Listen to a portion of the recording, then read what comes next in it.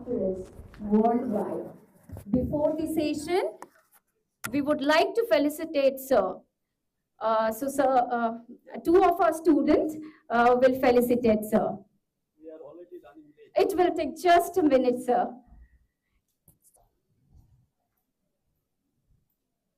Please put your hands together and a huge round of applause for Sir. Sir will be giving a session on publication in reputed journals. We all are eagerly waiting for this session. So, Sir, dais is yours.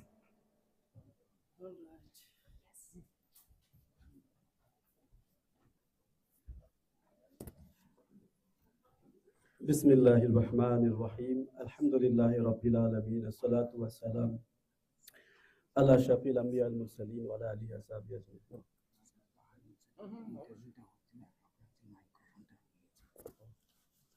Sorry. It's okay. It's okay. अच्छा ठीक আছে all right. First of all, apology for the delay, about already 40 minutes. Actually, I was ready at 2 o'clock, but there was some interview. Somebody came from outside to interview because now I have become very important person. So suddenly, so somebody came from outside, and then somebody proposed after the valedictory session. But I said that no, then she has to wait for 2-3 hours. So I think this is not good. So I allowed. So that's why I am late here for 40 minutes. Anyway, this topic, strategies for, but before that, I welcome all of you for attending this session, and I hope that you had good times in the other sessions, and today is my presentation. I hope that this will be useful to you. However, I must say that time is not enough. I was given 2 hours, but now reduced to less than 1.5 hours. So I am a bit under tension how to finish this, because this requires at least 1 day. Then I can go into the details. Possibly, maybe if Allah wills, then we can have some session for 1 day. In fact, I have mentioned in my inauguration speech that each and every component, I mean the session, that requires wider time. I'm sure you have felt that, because like say, what do you call the literature review? Literature review is a very huge thing and very, very important thing. So I attended a workshop on literature review for 2 days. Similarly, data analysis, you cannot have just 1 hour. This is এটা একেবারে হাস্যকর যে 1 ঘন্টার মধ্যে data analysis. Just some exposure, that's all, not more than that. So anyway, we will try in future to organize more hands-on session, topic by topic. Not all topic like 5 days. This could be just some kind of overall exposure, but I think due to the lack of time, the facilitators cannot go into depth and the details which you require. Anyway, we will try. I may skip some of the slides because about 90 slides. And if you require these slides, I think the organizing committee members can pass to you later. So please feel free to contact them. They will be happy to share with you. And I am always at the spirit to sharing the knowledge. So my slides have no copyright, nothing. In fact, some of the slides actually I did not prepare, which you will see. Most of the slides I have prepared myself, but some of the slides I have taken from my seniors. So the outline of the presentation is that, can I use this microphone? Does it work? No. Does it work? Because I need to move a little bit. Okay, all right. I think this is better. No? I think better issue. Better issue. Anyway, the objective of our presentation outline is, because as a lecturer, I cannot just simply stand on in one place. I have to move. That's my habit. So if it is possible, this is okay. Otherwise, I can stand as well. Characteristic of a strong manuscript, importance of publications, that should be first. Format of an article, from thesis to an article. Is it important from thesis to an article? Very, very important. When you do your master's thesis, then you have to publish. So you have to convert your thesis, your master's thesis, to a paper. Similarly, from your PhD thesis, you have to convert to papers. How many papers? That depends. But you have to convert the thesis to paper. So this is very, very important topic. Finding a suitable journal, very, very important. Finding a suitable journal. Submission outcomes, impact factor, H-index particularly, index journals, means Web of Science, Scopus, some other index as well. What is the importance of publication? If you publish one paper, what is the value of this paper? Ringgit Malaysia, you may not be aware. Ringgit Malaysia is the currency of Malaysia. Exchange rate is about 19 to 20 rupees per ringgit. So 1,000 ringgit or 50,000 ringgit, or maybe just 50,000 means 5 lakh. Na 50 lakh. What is the value of a publication? Answer is, we cannot attach any number. This is something we cannot measure. I give my own experience. I was working in BITS Pilani, and then I applied for lecturership to International Islamic University, Malaysia. I sent my CV. Then the response was, your CV will be kept in view. Means polite term for rejection. Kept in view. But still there is a hope, not 100% rejection. Then I got just an acceptance letter of some journal editor that was part of my PhD work. Acceptance letter. The journal is European Journal of Operational Research, EJOR, very good journal. And I sent this acceptance letter to the head of the Department of Business Administration Department. Head of Business Administration Department, that said I have got one acceptance. And then it clicked. Then he sent his opinion evaluation to the register office. Then register office sent some letter to the IOS. You see that IOS I am attached to. Institute of Objective Studies, that is in New Delhi. Professor Dr. Manjur Alam was the director. He's still there.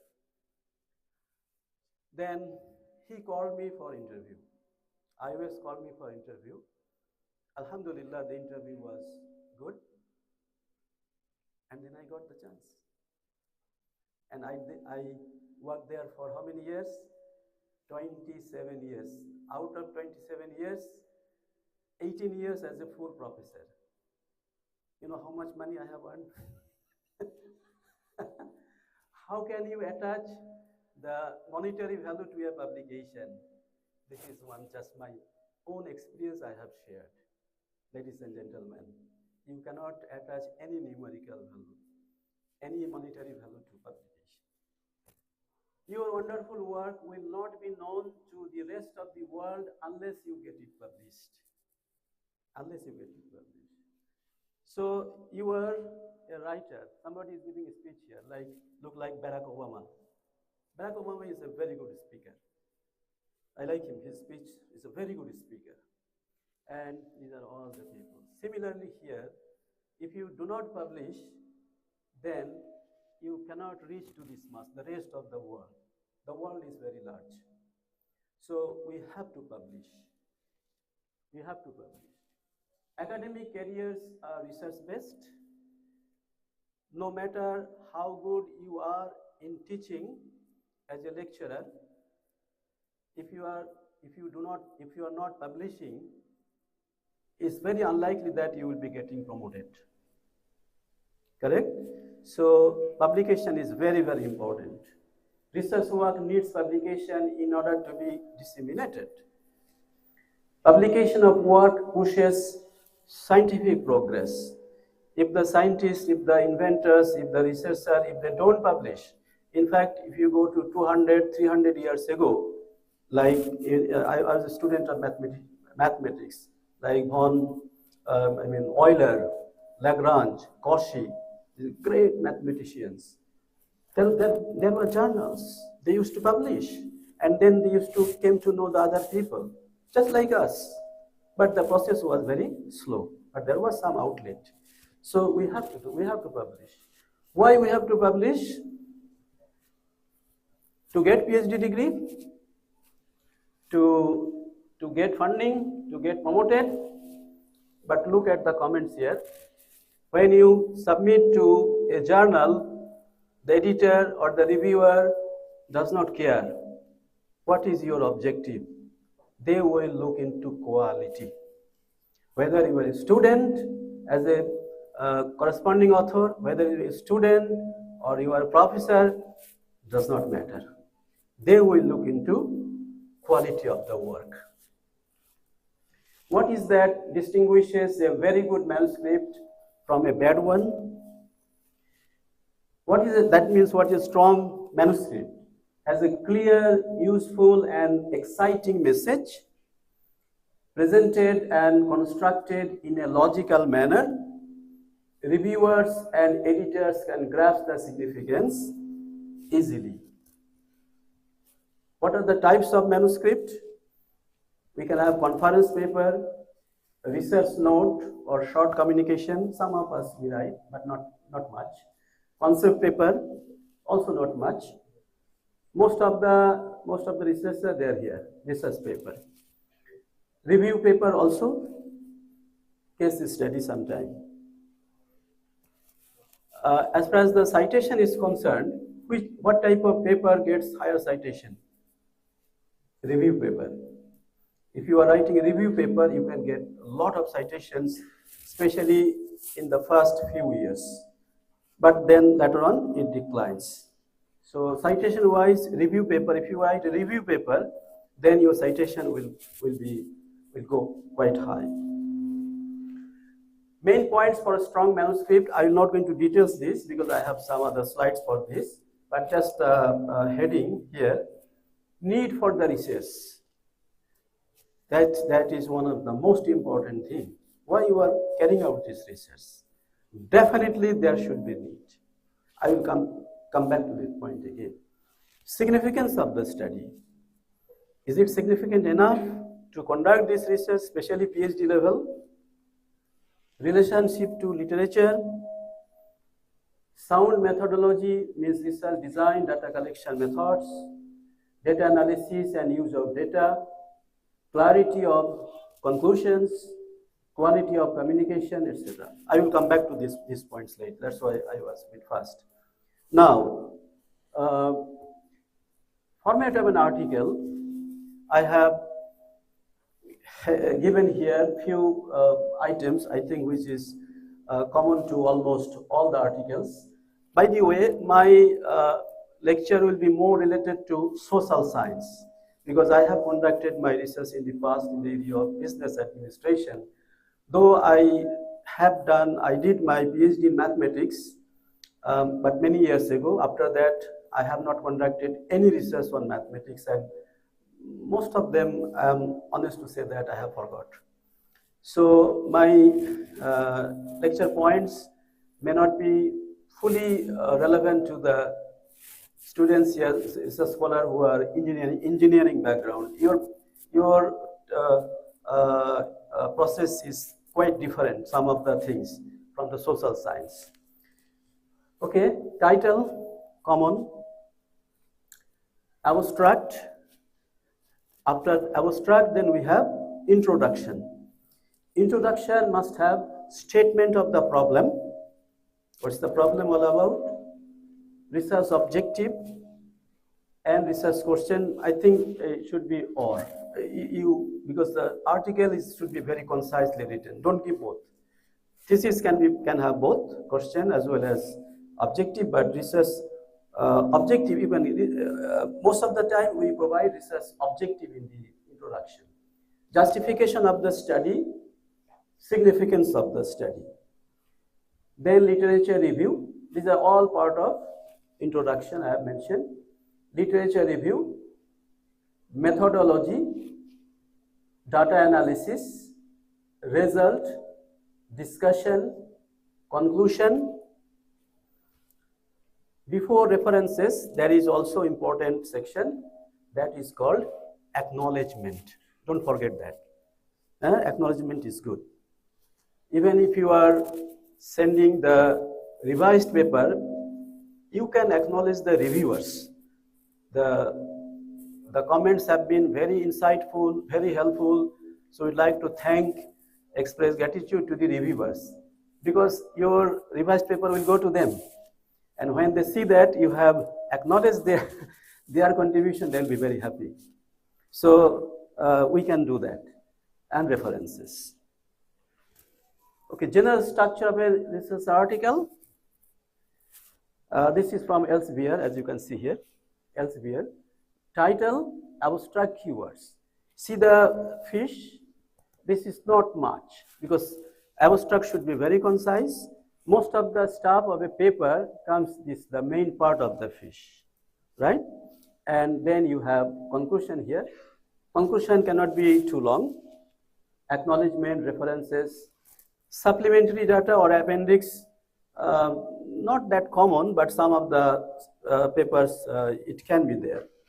All right, so let's go ahead.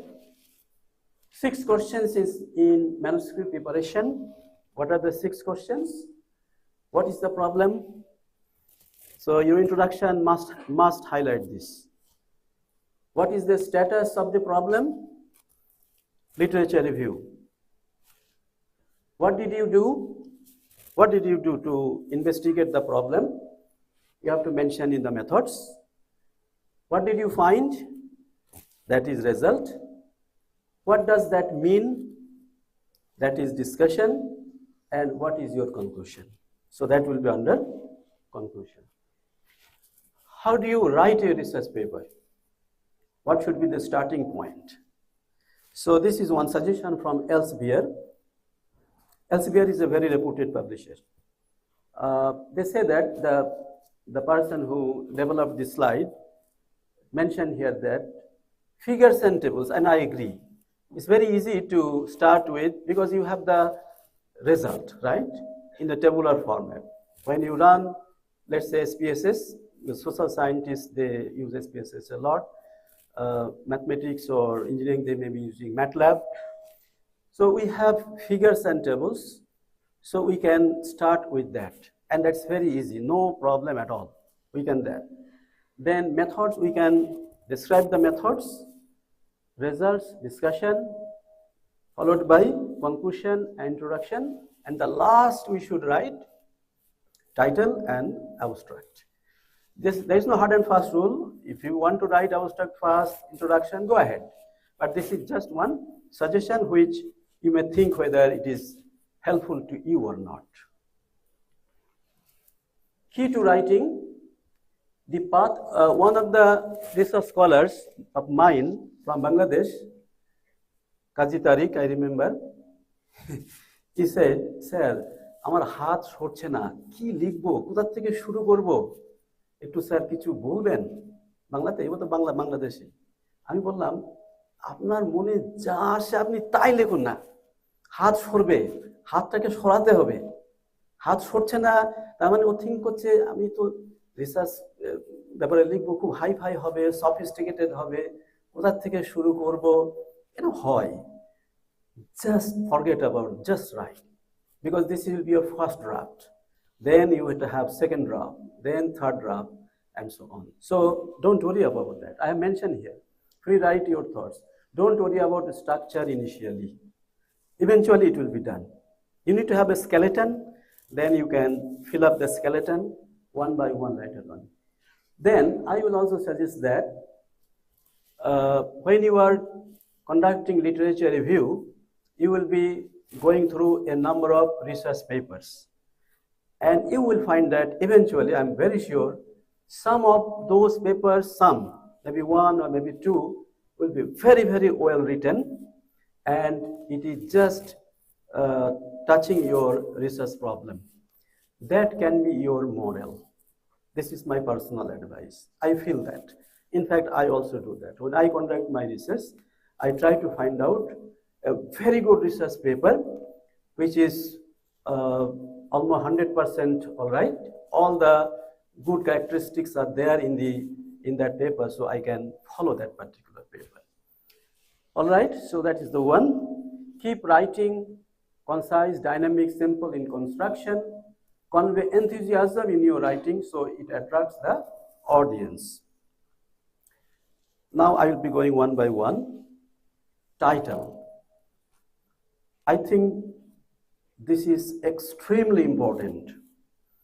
If the title is dull, ভালো করে যদি লেখা না হয়, এটা কিন্তু অডিয়েন্সকে বা রিডার্সকে attract করতে পারবে না।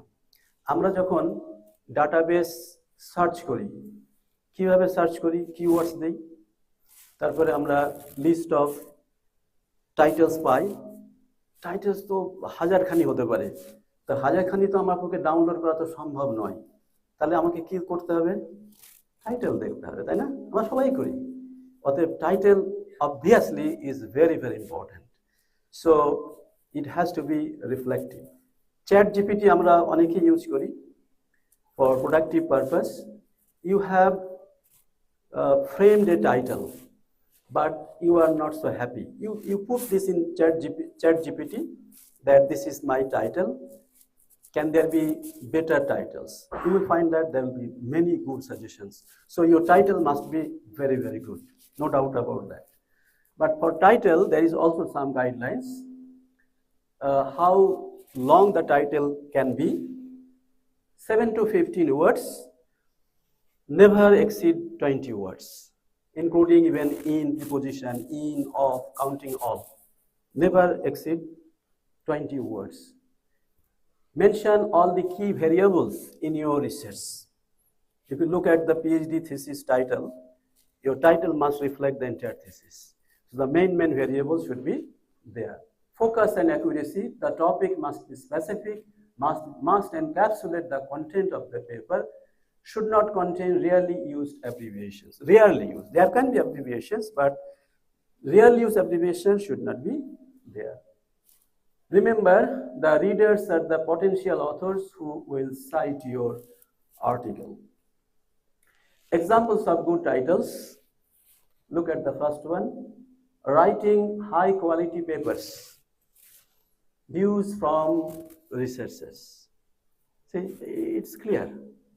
Secondly, determining key capabilities of a firm using analytic hierarchy process. It's clear. A decision aid in warehouse site selection means the person is going to develop some aid. Employee motivation and Indian perspective. I have a paper on Malaysian perspective. I just changed the name. How can managers reduce employee intention to quit? Remember, title can have question mark. There are many good papers you will find. The title is your research question. First research question can be, no problem. Titles that are poorly formed, because the editor, journal editor will look into your title first. If the title is the analytic hierarchy process for Indian Oil Corporation, you will be thinking Indian Oil Corporation has a lot of issues. So which issue you are talking about? It's not clear. It's not clear. Second, application of MCDM approaches. MCDM is multiple criteria decision making. This acronym can be there because this is very well known. Application of MCDM approaches in airlines industry. So if MCDM approaches, MCDM has more than 20 approaches. MCDM has more than 20 approaches. Are you dealing with all 20 approaches? Never. Cannot be like that.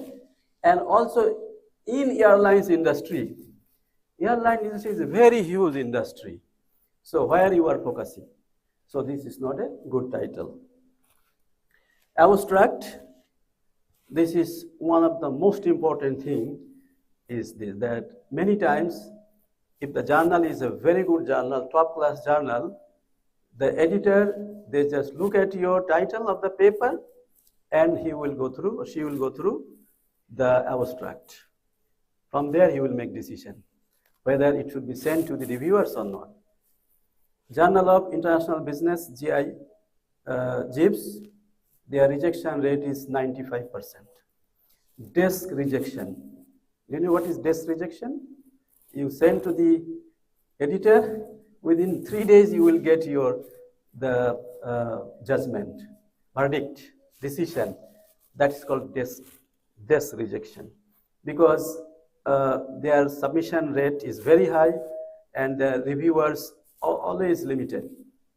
One of the problems for the journal editors is finding out the good reviewers. So the reviewers should not be given any paper. So what is my suggestion for abstract? Should be brief summary of 150 to 200 words. It depends upon the journal. Like Inner Science, their journal, all the journals, the maximum number of words is 150. So you have to check the guidelines. Short and concise sentence in one paragraph. Abstract, usually one paragraph, including PhD thesis abstract. No citation, we know all this. No citation, no tables, no equation, no graphs, no references, no quotation. The abstract must start with a statement of your problem. That is very, very important. What is the first sentence of your abstract? Very, very important. You have to look into that. Then indicate the variables involved and how this will be measured. In the abstract should encapsulate all the components of your paper, like your objective, your research method, your finding, your conclusion, all very, very briefly, but clear. That's what this is the art. How good you are in encapsulating the entire paper using 200 words, for example. Okay. Abstracts can be written at the end, I have already mentioned. First time write it freely and subsequently edit it. You have to edit the abstract a number of times before you send to the editor journal. Statement of the problem. This section is crucial as it indicates the reason why the study is undertaken. So that is called statement of the problem. Write the statement of the problem, which could be a description of the current problem situation or a gap in knowledge. I think it is a very long way. This is followed by a description of the problem. Look at this one, this point. At the end of this statement, what you should write? Therefore, comma, this study intends to. This, therefore, before therefore, you are describing the problem and you have to convince that none has solved this problem or done this research. Therefore, this research, this study intends to fill up this gap, something like that. No need to have a separate section for this. It is a part of the introduction. For PhD thesis, especially business management, DBA thesis, DBA thesis, there is a separate section for a statement of the problem. And few pages are written, but here there is no separate section for that. Examples, I have given you some examples of the first line. Look at this. The first sentence, the change of the medium of instruction is causing anxiety among parents. So from the very beginning, you are projecting what kind of problem you are going to search, investigate. The number of unemployed graduates in India is increasing year by year. So that means it sounds that you are going to do something on unemployment, which is a very important issue. The time to achieve the objective of Vision 2025 is around the corner. However, countries' human resource development index is not up to the mark. One of my research areas is Vision 20 in Malaysian context. A country can be developed country not just because of infrastructure development, but because of human resource development. Both have to be there.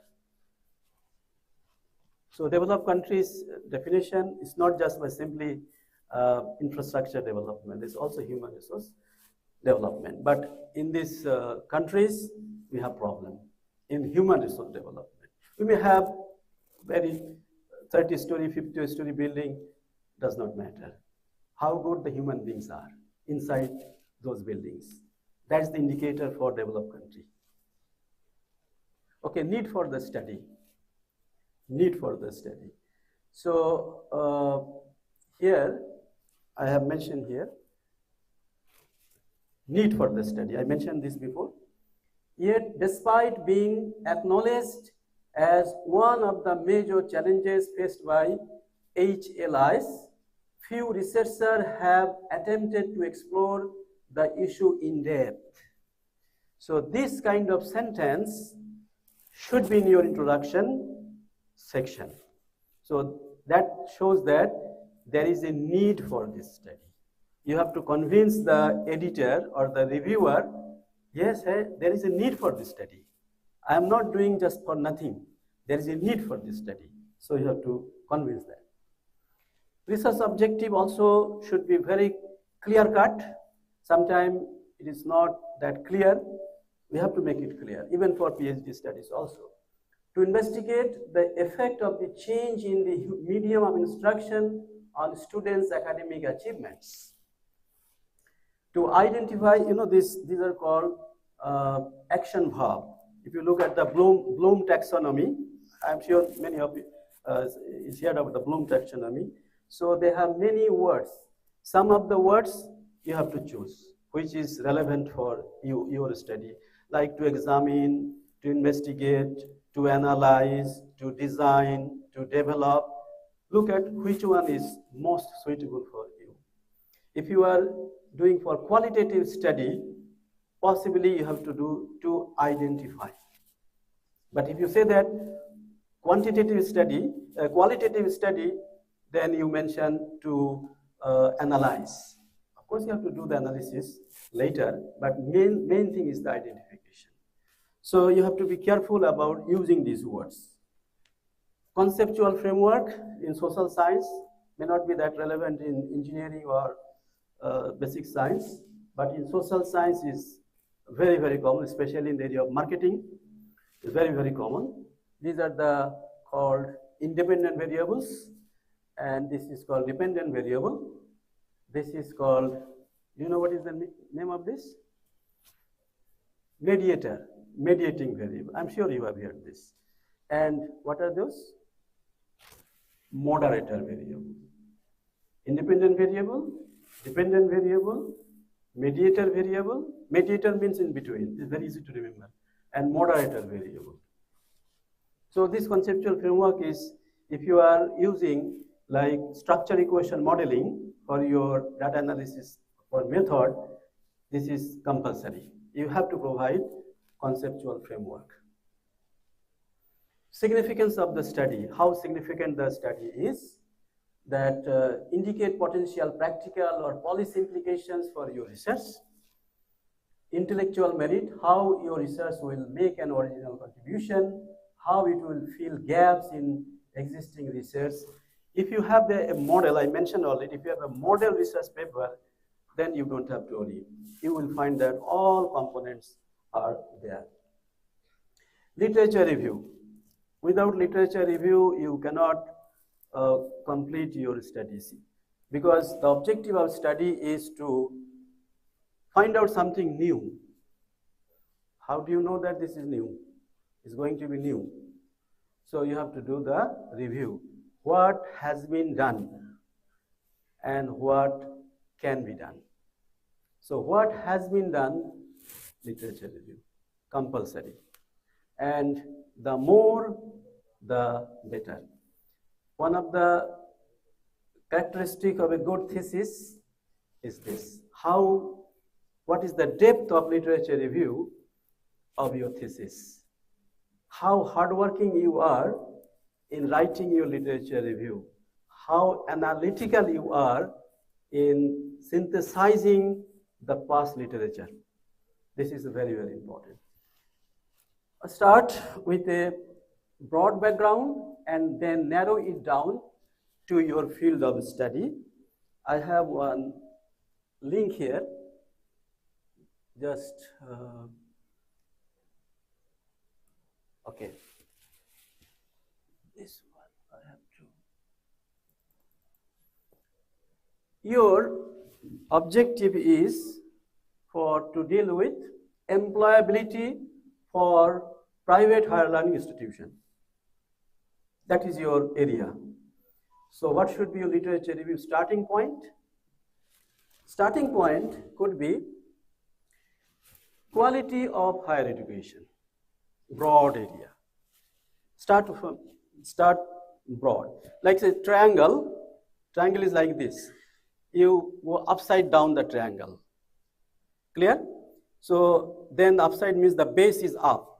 That means is the broad. Now more you go down, come down, then you will get the vertex. That is your research area.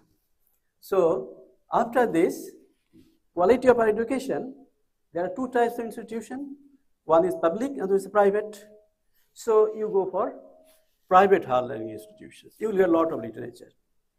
And after that, when you review the literature on private higher learning institutions, you will be getting all these areas.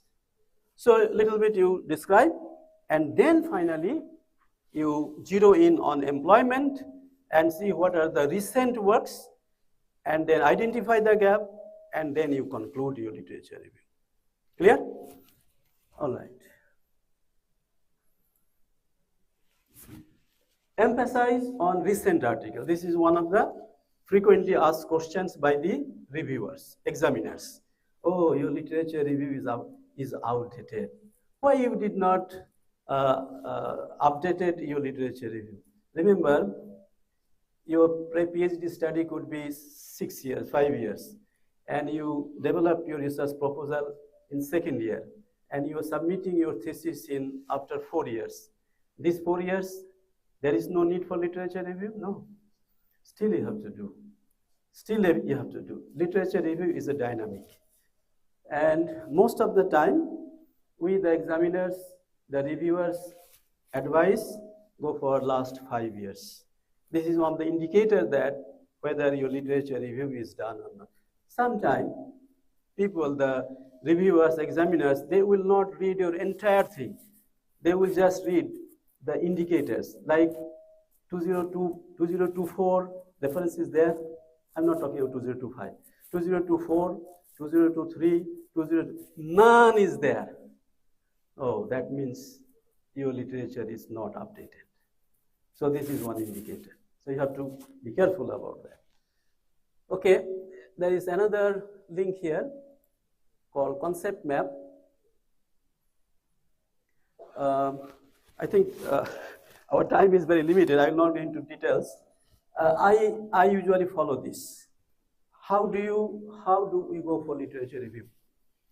How do you do that? You will be compiling good papers, correct? Research papers, recent papers. Then these research papers, you have to divide into several subcategories, subtopics. So the area here is takaful. Takaful literature. Takaful, do you know what is the meaning of takaful? Islamic insurance, not insurance, Islamic insurance. So Islamic insurance has many types of subtopics. One of the subtopic is takaful models. There are many takaful Islamic insurance models. So I am researching in this area. So this is my, and this is the paper which I'm going to read this. And this paper, which method has used mainly library research, no data collection. Sample size is not there because it is library research. Location of the country, author from Pakistan. Okay, so what is the purpose? I'll be writing down. Then, what are the findings of this researcher? Maybe one, maybe more than one. I'll be writing this. This will be in my own language. Because when you write literature review, you cannot copy the sentence because of the plagiarism. You cannot copy, but you have to write in your own sentence. So you write down the findings one by one. It's a good paper. And I feel that what is my personal opinion? Comment on that paper. Maybe I will say, oh, the method is not that strong, or sample size is not enough, whatever. But this is not finding, this is my comment. So I will be writing this. Okay? Then I will move to the another paper. Same thing, purpose, findings, then my comments. And when I finish going through reviewing 10, 20 papers, this template will go maybe 30 pages. I will go through once again these 30 pages, and then I will see what is my findings for the literature review. This is one. Number two, if we follow this, after 5 years, I will follow. If I don't keep this information, 5 years ago, the paper which I read, do you think that you will remember after 5 years? Maybe little bit remember, but most of the things you will forget. That's for sure. But I don't have time to go through again because it's very time consuming. So I will just go through this because findings are there. So in case if you want to refer that paper again, then you can do from here.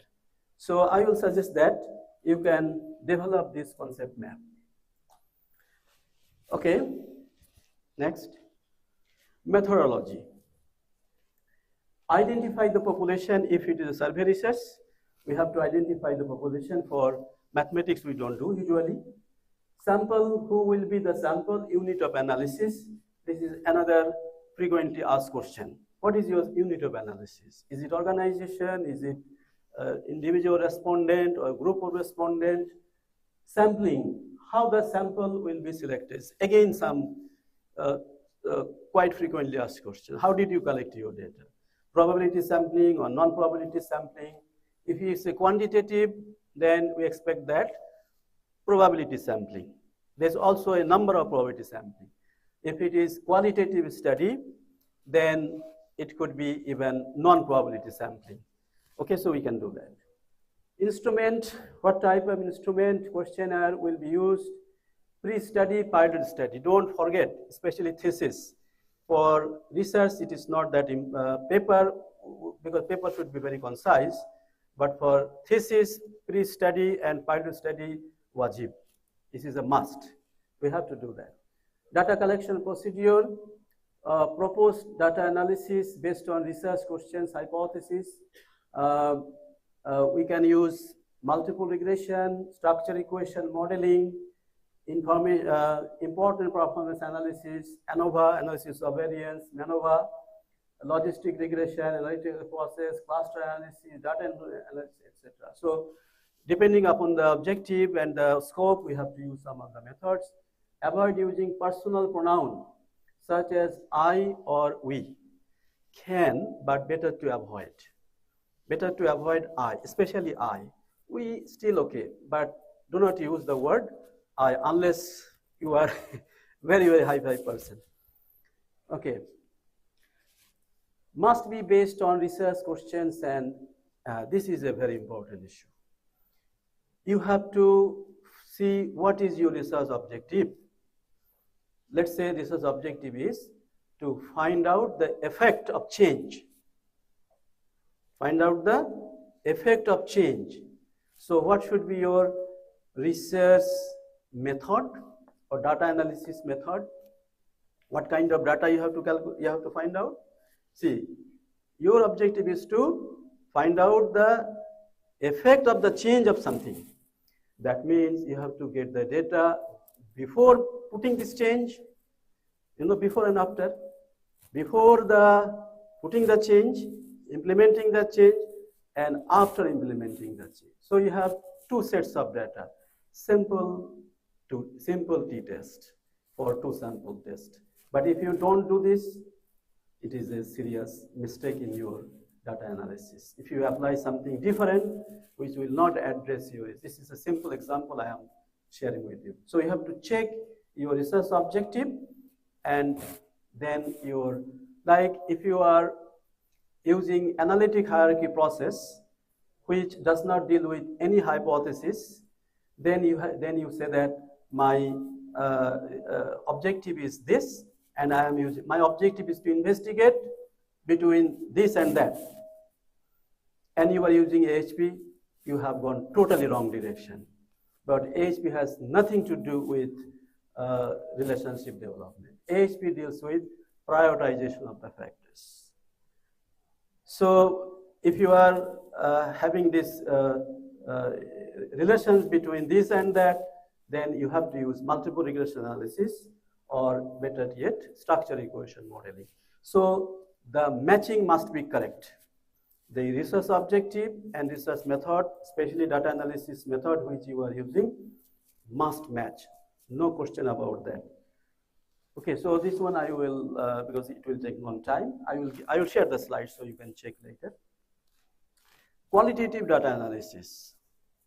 So many times we conduct qualitative research. Qualitative research means basically we collect data through interviews, sometimes focus group discussion. Both are used actually, and both are very good.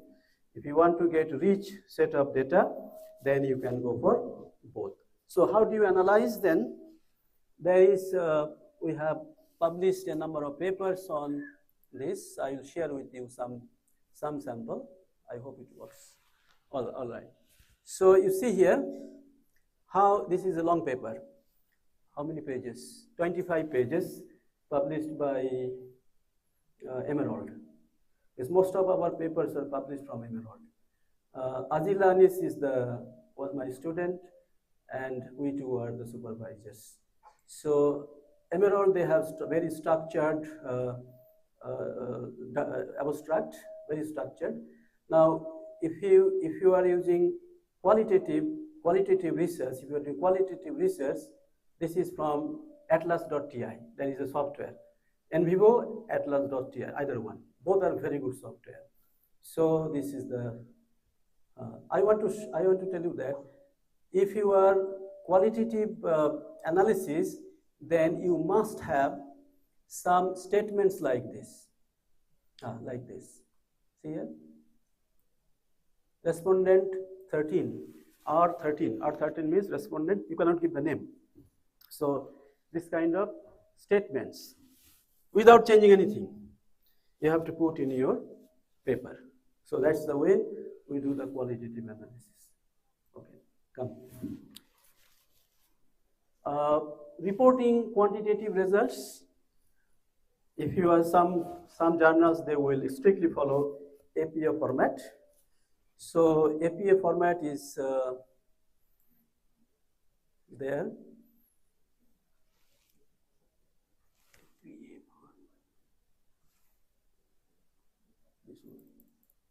Okay.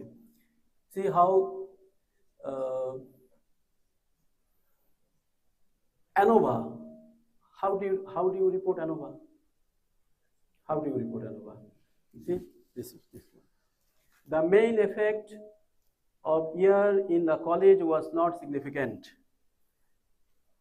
If 2.33 P is not significant, first, second, third, and fourth year participant did not differ on the reported amounts of alcohol consumed.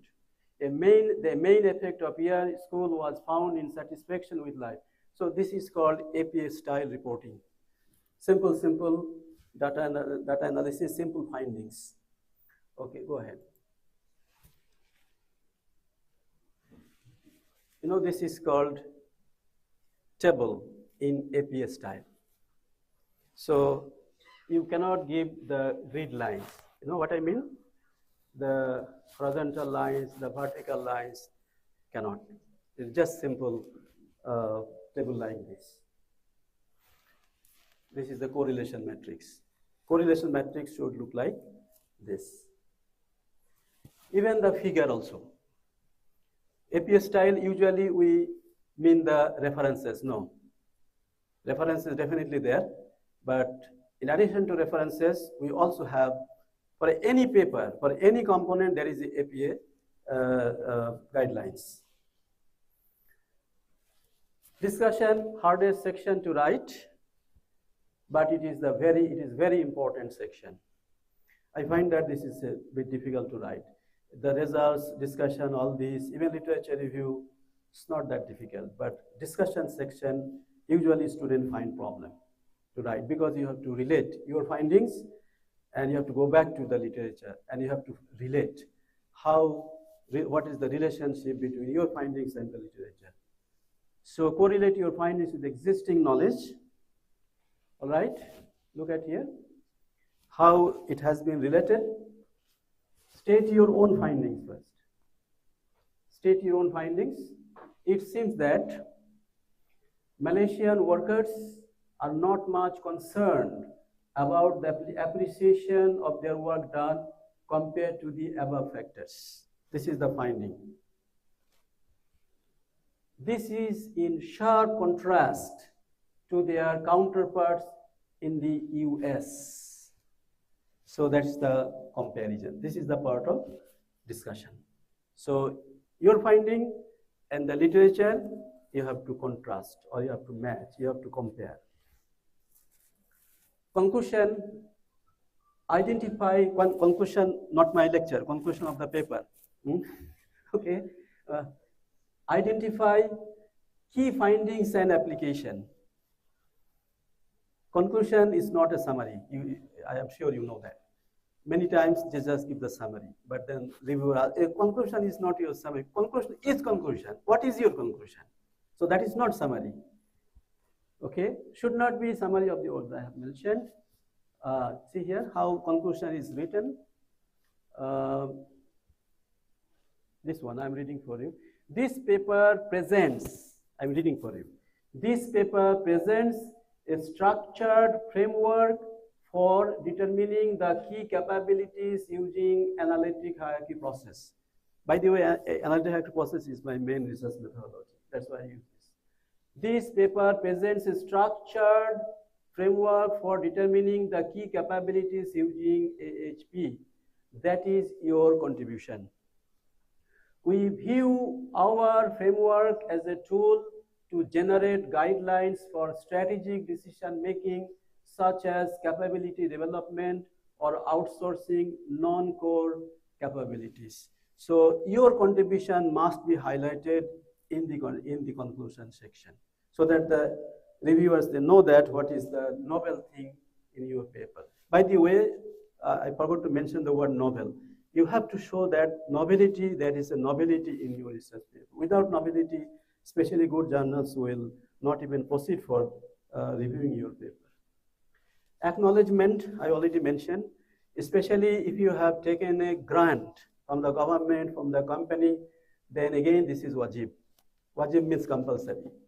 It is compulsory for you to acknowledge. If you don't, your funder will not accept that this is your output. Actually, I faced this problem. I forgot. So I had to publish another paper, because when paper is published, you cannot change. You cannot go back to the editor, sorry sir, I forgot to put the acknowledgement, can you put? No, this will be, in the first place you cannot do that. Then you'll be losing your credibility. Second time, they will not entertain you. So don't do that. Okay, so acknowledgement is there. References, I don't think that I need to go that. I'm sure you are familiar with at least few references like APA style or Harvard style, and there are some software. Are you aware about EndNote or Mendeley? So use those, okay? this award, EndNote. Do everything to make your submission a success. No one gets it right the first time. Write and rewrite. Suggestions. After writing a first version, take several days of rest. Take several days of rest. Come back with a critical, fresh view. When you finish writing a paper, of course, you have to communicate, and you're already tired. Let me submit it, and then I can go for good sleep. Wait 2-3 days. After 2-3 days, you come back. You are reviewer your paper. Critical look. Try to find out mistake. Try to find out mistake in your paper. Maybe you can find out. So when you are satisfied, then you can communicate. Okay. Papers that high impact journals publish address a challenging problem whose solution has considerable impact on the discipline. That's why when you select your research topic, at the very first upfront, that your research topic must have contemporary appeal. If you are talking about something which people talked 10 years ago, like industrial relation 4.0, I have heard here.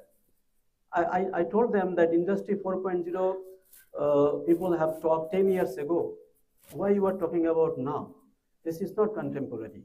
So if you do something research on industry 4.0, I mean you can do, but better not to do, because you have many other areas.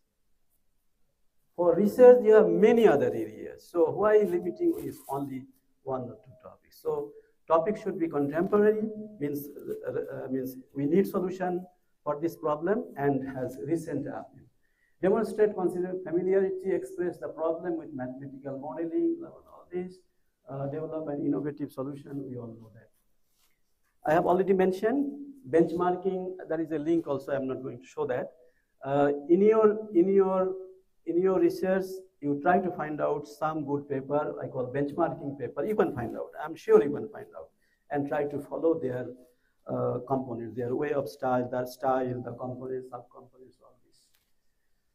Okay, having multiple analysis, if your research has multiple analysis, then the probability to get accepted is higher.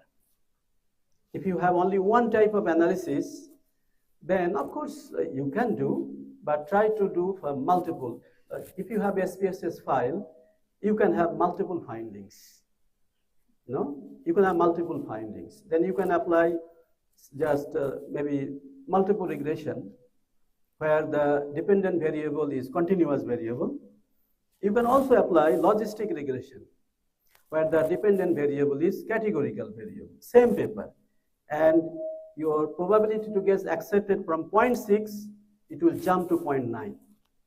I have tested all this. So try to apply multiple methods. That's why the mixed method is very popular. And whenever it is possible to apply mixed method, you can try to do it. Covering letter. Now it is all online, but still you will find some space. Write note to the editor. So have a sample covering letter like this, because you have to write something to the editor. Okay, so this one you can read how you can write your covering letter. We are pleased to submit the above quoted paper for a possible publication in your esteemed journal. So journal title, now, the red font. What is this paper all about? You have to tell the editor. This paper deals with developing a new model from Islamic perspective for continuous improvement. Continuous improvement, there are many models in the existing traditional model, but you have done some research from Islamic perspective, and you have developed some new model. So editor knows that, what is going on, all right? This model is comprehensive and promises potential applications in Muslim organizations. So what is the benefit of this? You already mentioned this. The language of the paper has been proofread by a professional proofreader, and needless to say, it is not under concurrent submission to any other journal, and the findings have not been published elsewhere. This is a very important ethics. I have never ever done this. When you communicate to one journal, you have to wait until you get the decision. Do not submit to multiple journals. You know why? Very simple reason. What if the first you get the result at the same time? Then you have to decline one journal. You know what would be the feeling of the editor? It will be very bad feeling, obviously. So don't do that. Okay. And sometime the editor, they ask the reviewers. Upfront you can provide. Whether they use it or not, most of the time the editor will not use your recommended reviewers. Most of the time, but you can do that. In the science, they require 4 reviewers when you submit. Okay, so this is already done. Conference paper. When you have a conference paper, then you want to publish in a journal, you can do so provided you upgrade the paper, conference paper to a journal paper. That means you have to have some, add more to prepare a journal, inform conference organizer. If the conference organizer, they put in the web, in the conference proceeding, then you cannot publish this even in the journal because of the plagiarism case. Because the journal editor or the editorial assistant, firstly, they will check the plagiarism issue. And since it's already in the website of the journal, they will not process. Even though you say, oh, this is my paper, they will not listen to you. So tell them that I'm going to submit to a journal. Please do not publish in the proceeding. That's it. Okay. Difference between thesis and article, I already mentioned that there is a considerable difference. Require considerable amount of time to convert thesis into article. Don't seek easy way out. An article length is 5,000 to 10,000 words, and a thesis can have 75,000 words. No cutting and pasting, rather selecting and rewriting. Substance must be preserved while cutting the extra details. You can narrow down the focus.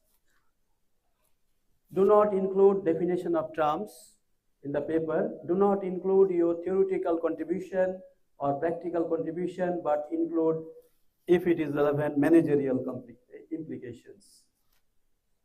Abstract from 350 words to 200 words. Your thesis abstract could be 300 words, 350 words, but paper abstract could be just 200 words. Introduction, including background, be just to the point. No need to put separate heading like RQs, ROs, problem statement, that's usually we do in the thesis, but paper usually no. LR in a more concise form. Be selective in references. I have examined many PhD theses when I was there. I have seen one thesis from University Malaysia, Sarawak, from other Malaysia has 2 parts, West Malaysia and East Malaysia. So one thesis, I got the literature review itself is 150 pages. It's very lengthy. 150 pages literature review is too long. Anyway, but when you are converting into a paper, 150 obviously just 1 or 2 pages. So you see how important it is to keep in mind that point. All right. Remember, reviewers can easily remember. This one I have seen many times. You know, I can find out how careful and how careless you are. See, you have mentioned here chapter 2 in your paper, chapter 2. Somewhere you have mentioned chapter 2. Oh, Chapter 2 is in the thesis. That means you did not edit. I have mentioned this: read, sleep for 3 nights, then come back. If you do that, then this mistake you can easily. And then you mentioned the table number 3.2. Table number 3.2 in the paper, we don't have this. This is in the thesis, chapter 3, table number 2. So these are indicators that you did not take much care to convert your thesis into paper. How many articles from a thesis, especially social science? 1 definitely, sometime 2, sometime 3. For engineering or mathematics, basic science can be 6, 7 papers. I had 6 or 7 papers from my thesis, so there is a difference. Okay, but one thing, if you are writing multiple papers, then your objective would be different, because one objective, one paper cannot be same in the other paper. Secondly, the most important point to be noted here is your literature review. You cannot copy and paste for the second paper. Maybe some of the things common, but you have to rewrite those sentences, and something you have to add. You cannot copy and paste. If you copy and paste, and what if the other paper has already been published, then you will be caught again in the plagiarism issue. Okay, all right. Finding the right journal. Finding the right journal, here comes very, very important issue, that we are already tired, we have spent so much time, I just want to submit.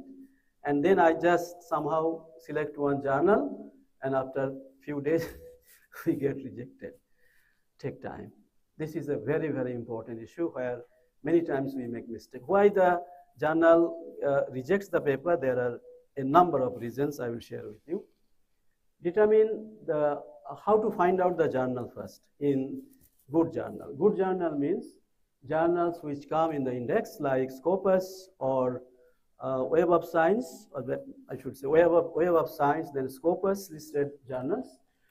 Scopus has thousands of journals, and most of the journals are very good, and they have their website, scopus.com. You can go there, anybody can download. This is free. Anybody can download. There are certain services where you cannot access, that one I know, but the basic information from scopus.com you can get freely, and includes the list of the journals. I have the list, but there is a link also, but I will not go into details, and you know that. Okay, access the website and read the aims and scope. Before you select or finalize your journal, you must be clear about the scope of the journal. Whether your scope, paper, work, the area matches with the journal scope. I have some problem with that. I think I got this problem a number of times. So one journal, one paper I communicated to IMA Journal of Applied Mathematics. They said that there is nothing that scope is in our journal, so they rejected. They rejected not because of the other reason, but because it does not match with the scope. So you have to find out that scope, whether scope is correct or not. Check what type of articles they have published. You open the table of content, TOC, of that particular journal, and you will see what kind of papers they publish. You don't have to read, because the time is limited. You don't have to read, but at least from the title you can see that what kind of papers they have published. And if those papers are in your line, then you can choose that particular journal. You also need to see the journal impact factor. All right? You also need to see journal impact factor. Sometimes if you are a postdoctoral student, or you have some research grant, and the funder, they want you publish in Q1 journal, then you have to publish in Q1 journal. If you publish in Q2 journal, Q3 journal, then you are not fulfilling your contract. Because the contract is, you have to publish in Q1 journal, means first 25% journal, best journals, first 25%. So you have to find out the quartile and the impact factor of that journal. The following problems appear too frequently: submission of papers which are clearly out of scope. Why the papers are rejected? An international editor says, the following problems appear much too frequently: submission of papers which are clearly out of scope, failure to format the paper according to the guide for this. This is another indicator that each paper, each journal has its formatting rule, and you did not follow. Maybe you submitted some other place and you got rejected, and then you just resubmitting. Could be, but don't give this impression. Just spend few hours, mainly the references. Most of the things are same. Mainly the references you have to. But if you are using Mendeley or Nlog, then you don't have to worry. You can just change the option, then it will be automatically done. Standard of English. I personally feel this is one of the most important things. I have reviewed many papers. In fact, I have been doing till now. Almost every month I have to submit one review. Sometimes I get delayed. One of the things I get annoyed that if the language is very, very poor. And of course, after 2-3 months, I did not submit the review, then I cannot reject so I have to go through. But I feel bad if the paper has a very poor English. I think I have some I have some sample, but I think I don't have time to go into details. Then I could have, maybe I can check here whether I can show you or not. Language issue.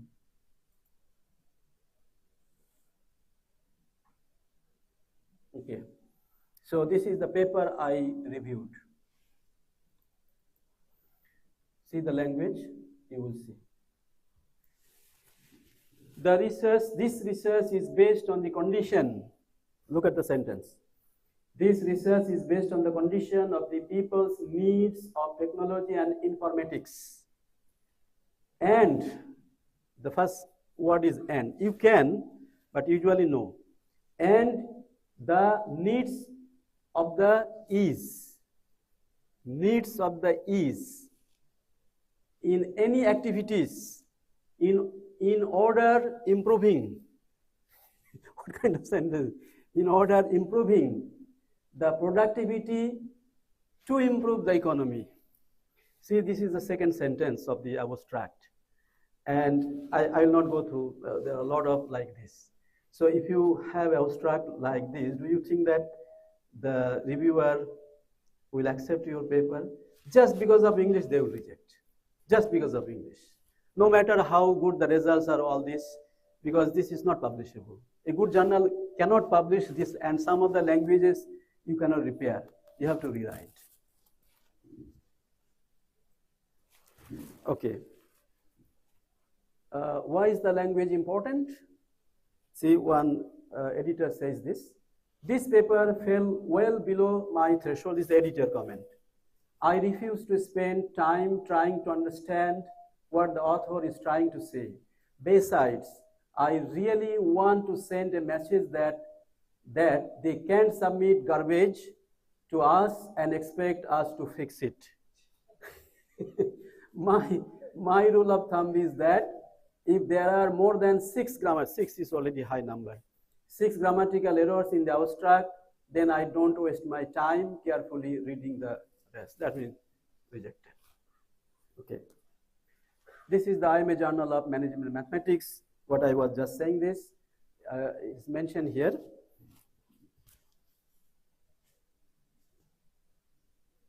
Okay, so this is actually not the PDF file. It's mentioned here the language and presentation must be of high quality. Where they are not, when they are not, manuscript will be rejected regardless of the value of their scientific context. That means the language and presentation style must be very high. If the language and presentation is not good, they will not look into the other things. This is the editor comment. Okay, key, write with clarity. I think this is good. Sentence construction, write direct and short sentences. Sometimes students, they want to write very complicated sentences. I think you students should not write too complicated sentences. Just write a simple sentence. And then if you want, you can combine compound sentence, complex sentence later on. Simple sentences are beautiful sentences. You can convey your message very clearly. I'm not telling that you cannot use very sophisticated. You can use, but what is your motive? Your motive is to present your findings, your ideas. So I think simple sentence, if the language is simple, is good, that people understand you. All right? So nothing wrong there. One idea or piece of information per sentence is sufficient. Avoid multiple statements, ideas in putting in one sentence. I think you already know, because this is just the English issue, that you can use like this. Instead of considerable amount of time, then it's much, on account of, you write because, it's more precise. Manuscript language, present tense for known facts and hypotheses. When you use present tense, then past tense, you have to know. In the paper, sometimes you have to use, but not future tense. This is a mistake. Students sometimes they forget. When they write proposal, of course they will write, it will be done, but it will be communicated. But they forgot to change. Still in the paper, on the final thesis, still it will be done. Still it will be done. How it will be already done? So you have to mention it has been done, or these were done. So you have to change from future tense to past tense and sometimes present tense. Okay? Picture. So getting a paper published from a good journal, there are a lot of people are waiting for you. Okay? But don't get worried. If you have a good paper, they will like it. No, I'm not discouraging you. But there are some people, they will read your paper, they will give your comments. If they are satisfied, then they will accept. Don't worry. After submission, what happens? After submission, there are three things happen. If you are very, very lucky that your paper is accepted as it is, which is very rare. Desk reject, which is very common, especially top class journals. Top class journals, they reject that does not mean that your paper is of poor quality, no, because their submission rate is very, very high. And they cannot process all the papers. That's why they have to reject. But your paper is still good, but it is not that good which they require. So that's why it happens, desk rejection. Okay, done. Three scenarios. Outright rejection, that is desk rejection. Also, not outright rejection can be also after going through the review process, because both the reviewers reject. So that is also, if both the reviewers reject, editor cannot accept, cannot help you. Maybe edit your friend, but still they have to be professional. So they will politely reject your paper, and you will not mind, because both the reviewers have rejected, so you should not mind. Secondly, major corrections. Major corrections, there is still some hope. There is a good chance of hope. In fact, major revision, minor revision, all are very subjective. Depends upon the people. Some people minor, they say major. Some people major, they say minor. So don't worry about much. Just some corrections are necessary. Editor has given you a chance to revise. Forget about whether it's a minor or major. It will be accepted most of the time. So must be in polite in response. I will share my own student's case here. We submitted one paper, and the editor comment was, is the Sharia a revealed text? That was the comment from the editor, not the reviewer. Okay, so my student, I told him, you write first. So he started this. There is nowhere in the paper it is mentioned that Sharia is a revealed text. I think this is a very sentence which people don't want to read. He has already mentioned this That means he has found somewhere, and you directly hit the person. That means you are hitting the editor. Very dangerous. You are hitting the editor by saying that nowhere it is found. So I told him that don't write this. I just publish this. We fully agree that Sharia is not a revealed text. Sharia is a Sharia. It's a guidelines, maqasid. Quran is a revealed text. Sharia and Quran are not synonymous. They are different. Okay? So we fully agree that Sharia is not a revealed text. We have been careful in using the terminologies throughout the paper. You may kindly see the page. So tone has been much down. So then editor knows that something has been revised. Okay? Go ahead. All right. Then common reasons for rejection. This study is just confirmation of previous research that is not novel. The problem tackled is too shallow. Poor experimental design, targeted journal is not suitable, weak writing and presentation and language. Minor correction, consider paper almost accepted. Follow the comments closely and don't argue with the reviewers unnecessarily. It should never be done. If you argue with the reviewers, it is a very dangerous, very, very dangerous. So never do that. Do the revisions within the time allocated.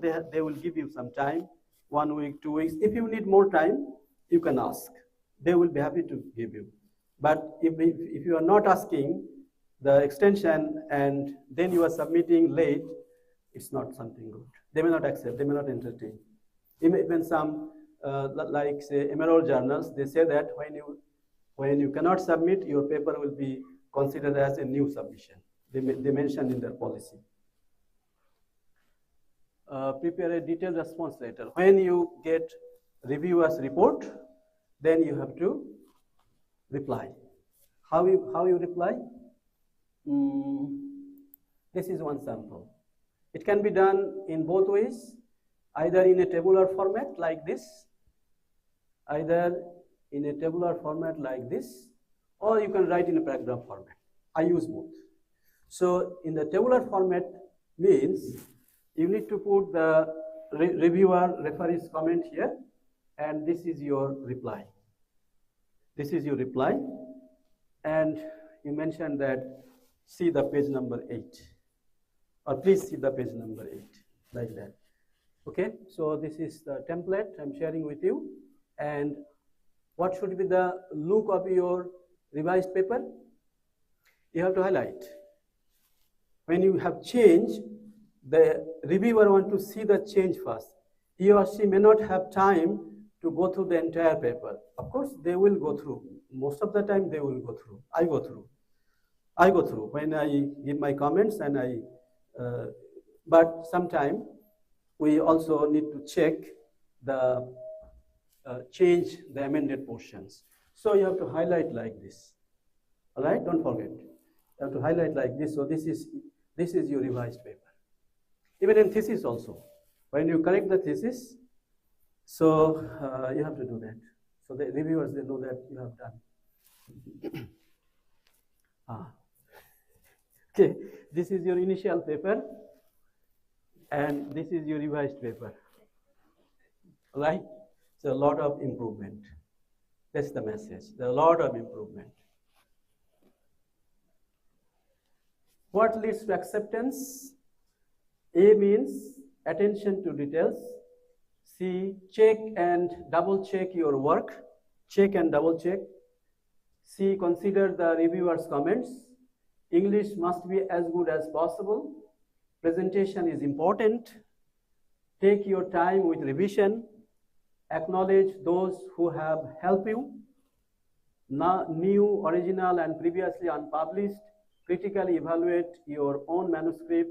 Ethical rules must be obeyed. I have another 10 minutes.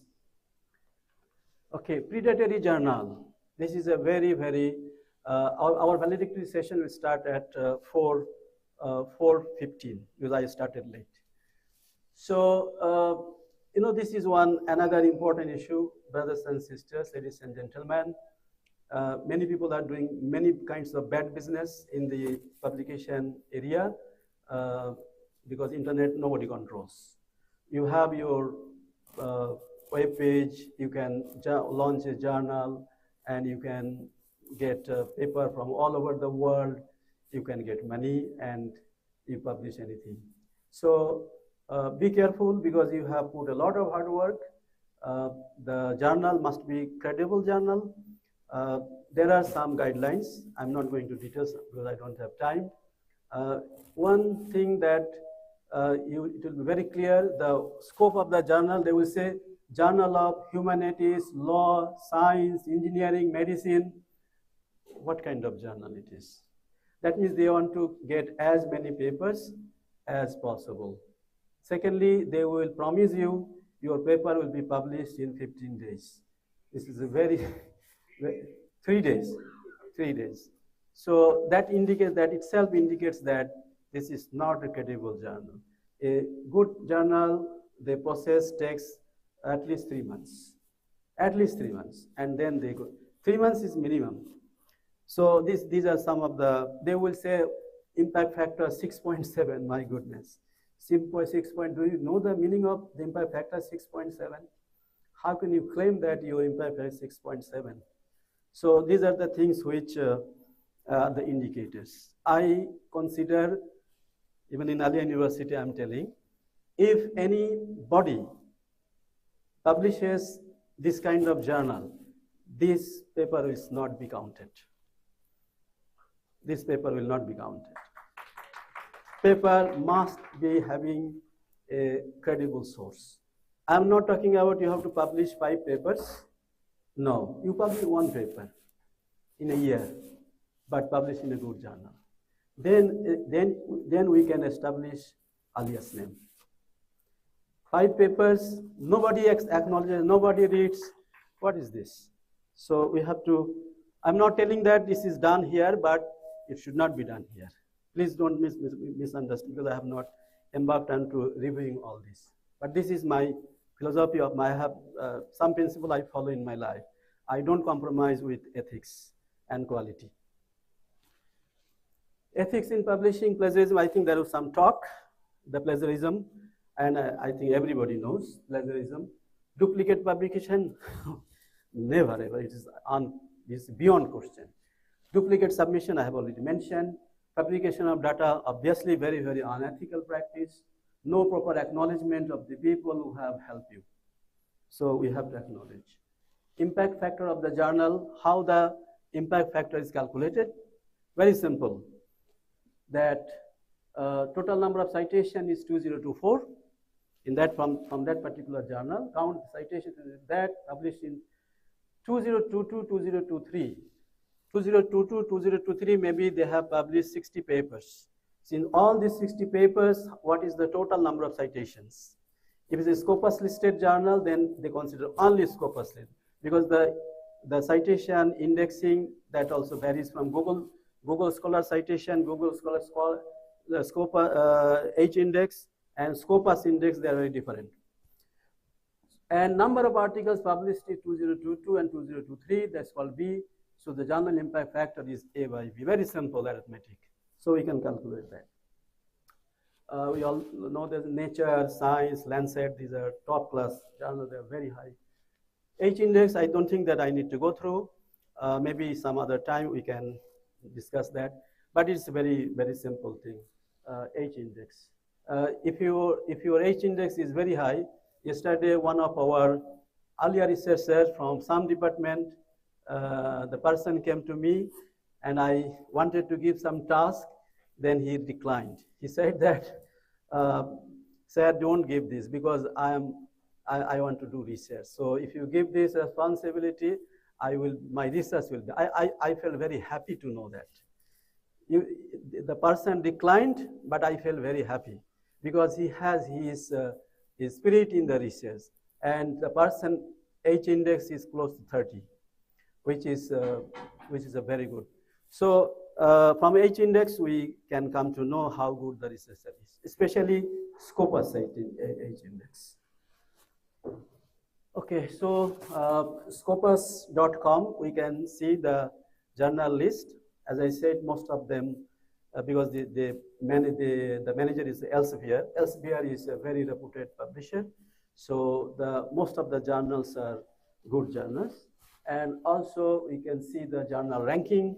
There is a website that schemagogr.com.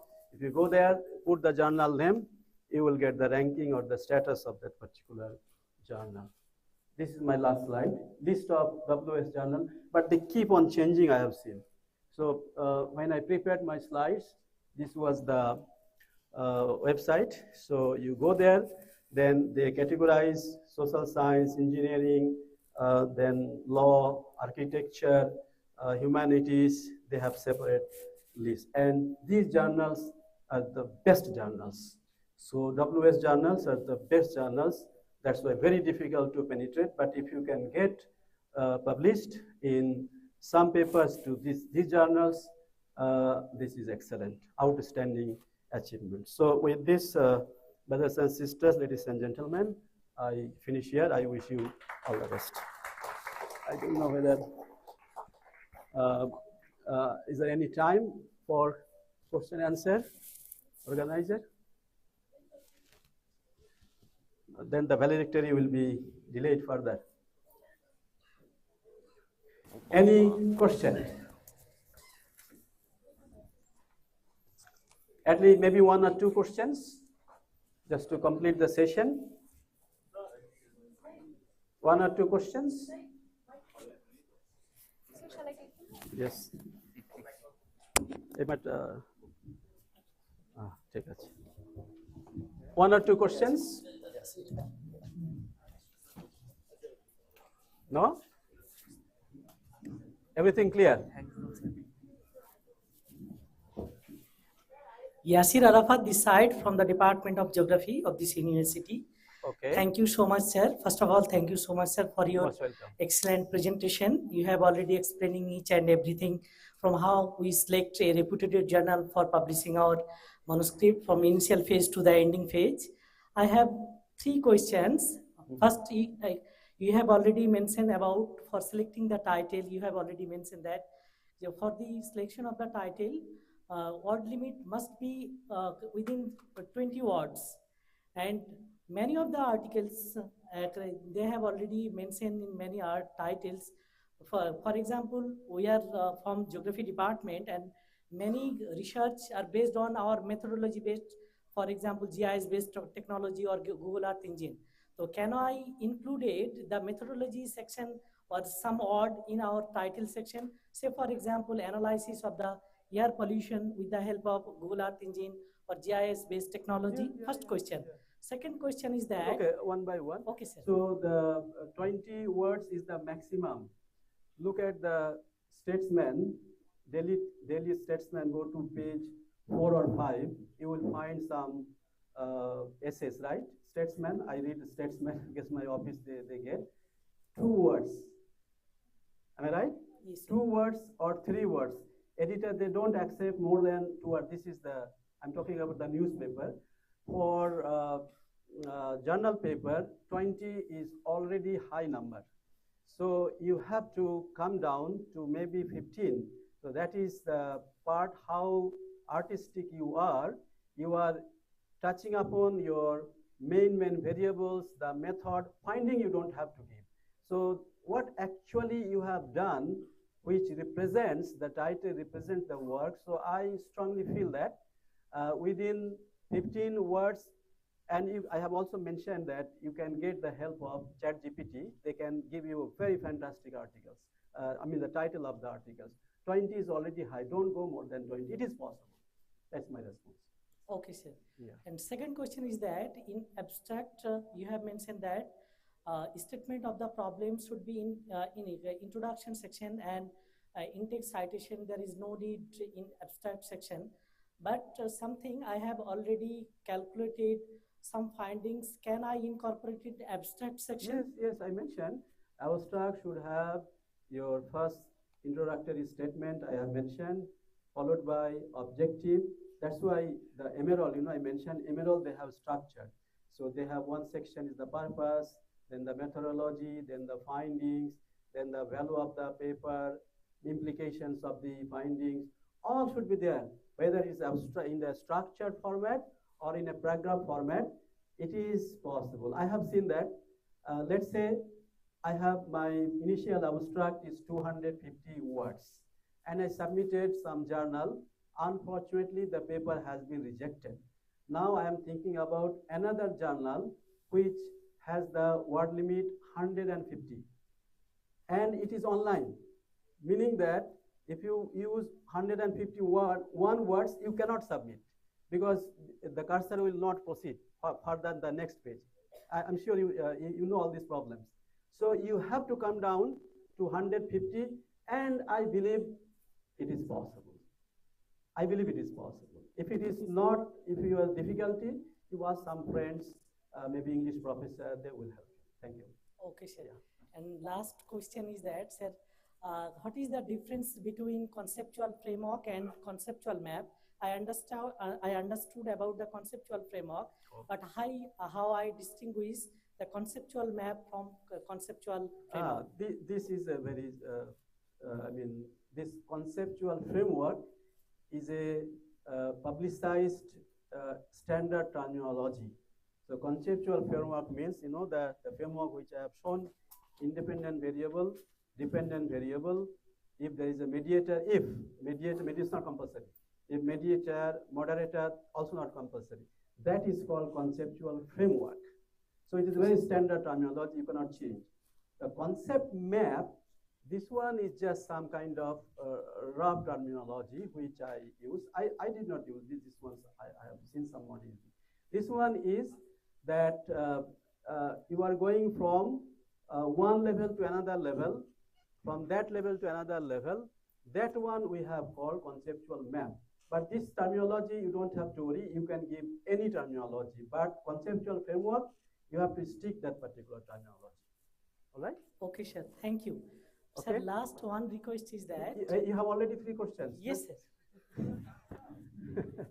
Okay. Because he mentioned 3 questions. Yeah. Sir, I'm a scholar from Department of Education under Dr. Reshma ma'am. Sir, you showed a paper, and at the end of that statement, you mentioned R13 was, you were so quick I could not grab it. It was respondent 13 or reference 13? No, respondent. Respondent 13. Respondent. R stands for many things. Yes, right? that's why I got R stands for also Rafiqul. So here R stands for respondent. You cannot give the name. In your paper, you can mention the respondent 1, the general manager, respondent 2, the senior manager or director or whoever is. So that respondent 13 is that one. Respondent R13 means respondent, not the reference 13. Mainly used in qualitative research. Qualitative research. Qualitative research. Thank you, sir. Thank you, sir. Sir, I have a question. Okay. Actually, that difficulty I faced recently, and because of that, I am asking the question. Okay. Let's say in a research scholar has published a paper which is part of his thesis. Okay. Now the thesis is being presented.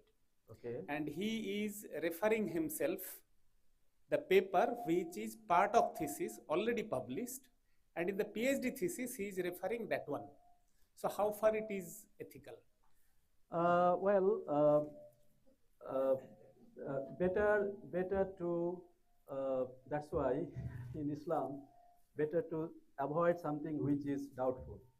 So I will say that if it is, if you find that this is debatable, bitorkito, tale better, whether it's right or wrong, that's a different thing.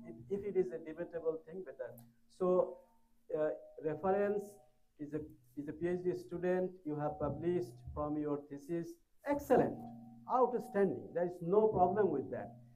But when you are presenting your thesis, you can say that, proudly you can say that from this research, I have published 2 papers or 3 papers or 1 paper, but it is not, does not look nice,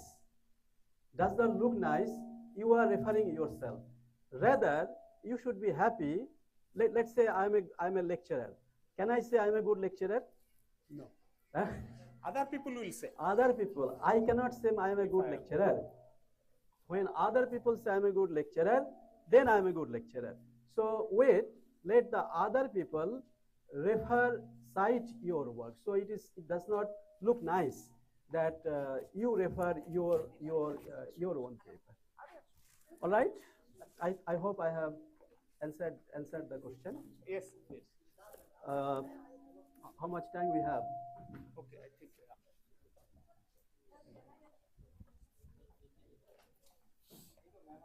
I think we are now going for valedictory session. Purvo. Can Sir, I can I conclude? ask the question? Maybe this is the last one.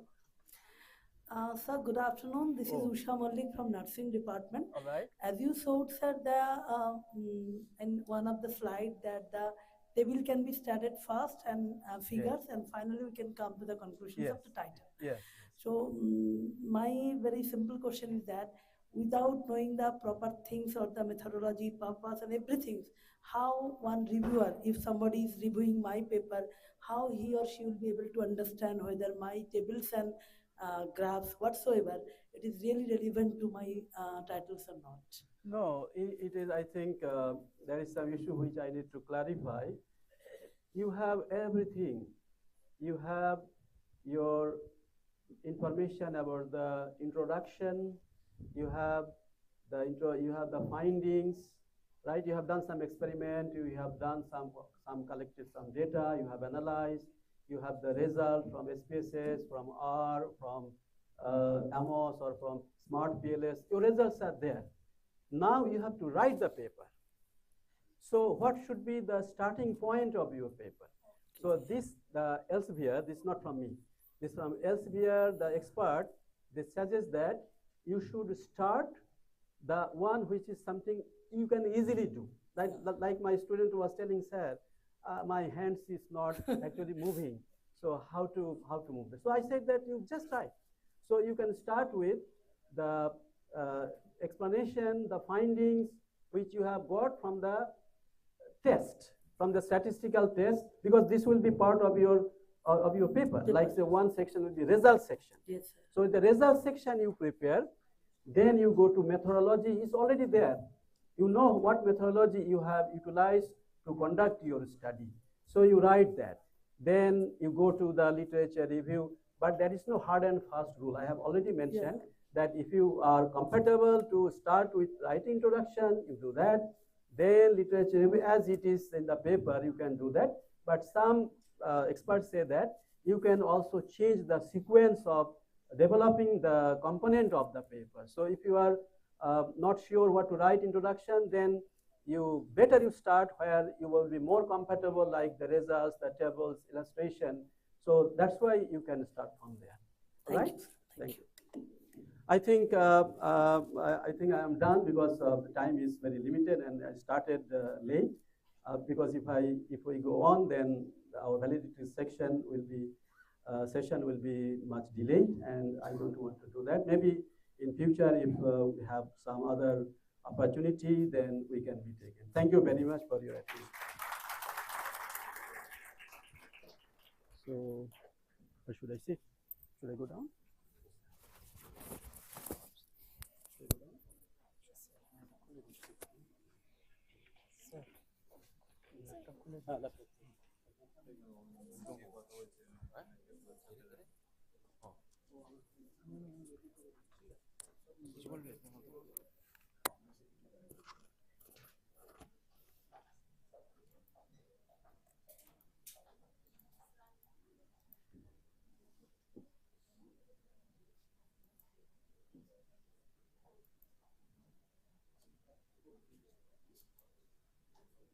বাংলায় একটা কথা আছে, যার শেষ ভালো তার সব ভালো।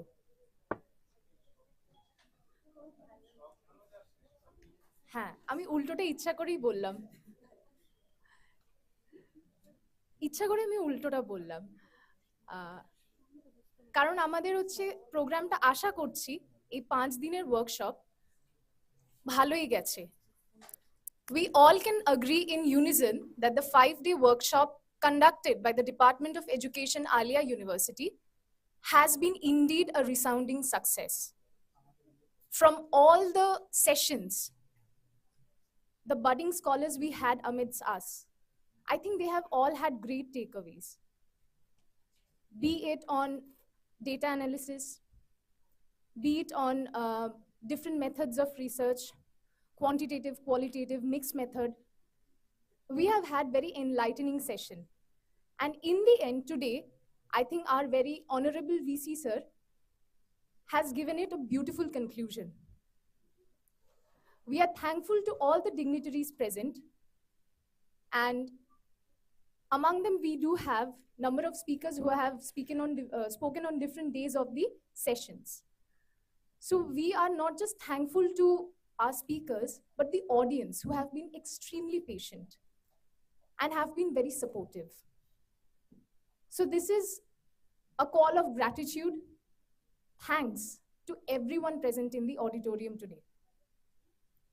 And with that, we will begin the ending of the session.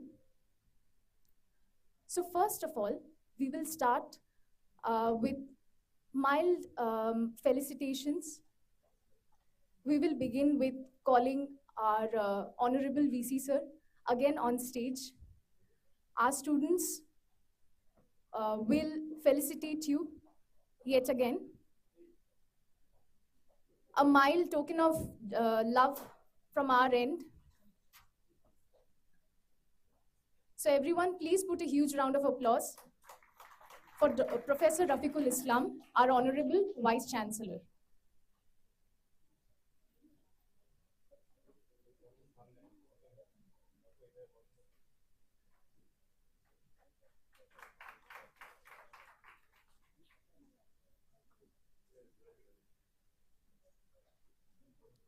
Next, I would like to call on stage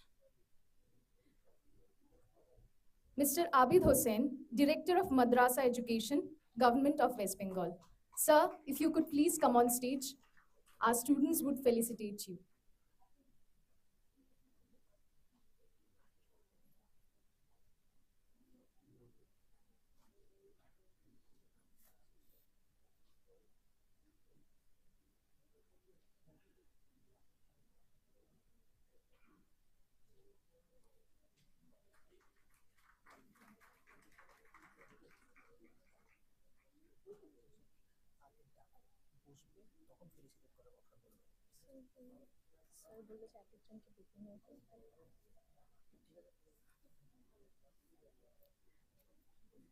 Next, we have amidst us Ahmed Hassan Imran, former MP, Chairman, Minority Commission, Government of West Bengal. Sir, we would request you to come on stage. And it will be followed by felicitation by our students.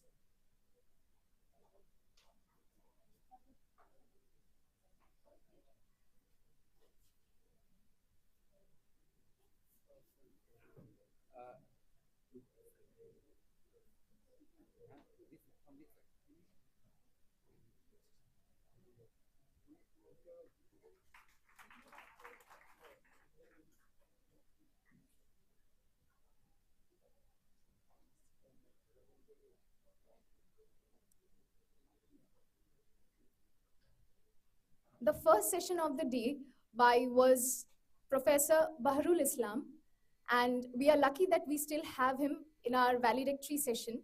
So, sir, we would again request you to please come on stage.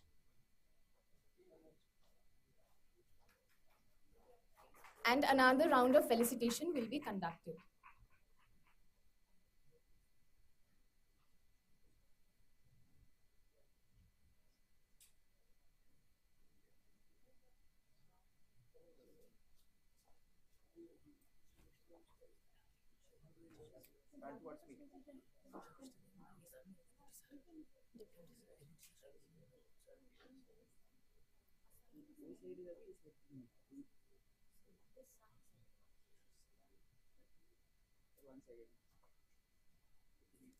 I think we all can agree that Baharul Islam sir's session was indeed very interesting and entertaining. And he said a very interesting, or rather he pointed out to a very interesting thing in his session, which is universal. Change is the only constant. So we should be evolving with time. Sir, if I can make a note on the session you had, there is a theory in English literature on Orientalism where one talks about adopt, adapt, and adapt. I think your session was grounded on that, and we learned a lot on that. Thank you so much, sir. Next, we would like to call on stage our Deputy Registrar, Aliah University, Dr. S.K. Ashfaq Ali. Sir, we would request you to come on stage. Please put a huge round of applause for Dr. Ashfaq Ali, the Registrar. And along that, I would also like to call the faculty, Dean of our Faculty of Humanities and Languages, Professor Dr. Shormishta Chatterjee. Ma'am, please, we would like to call you on stage. And Dean of Faculty of Science and Technology, Professor Nargis Ahmed. Ma'am, we would also request you to come and grace the stage.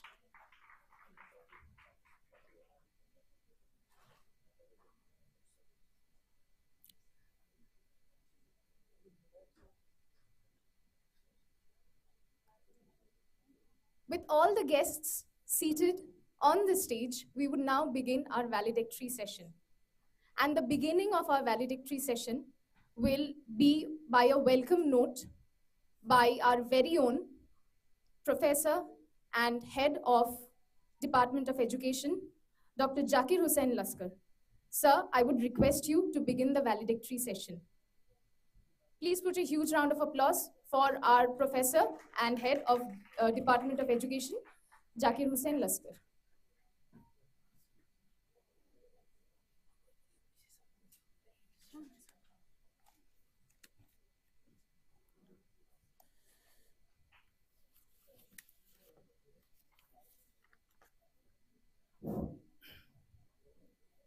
Assalamu alaikum, adab, a very good afternoon to each and everyone.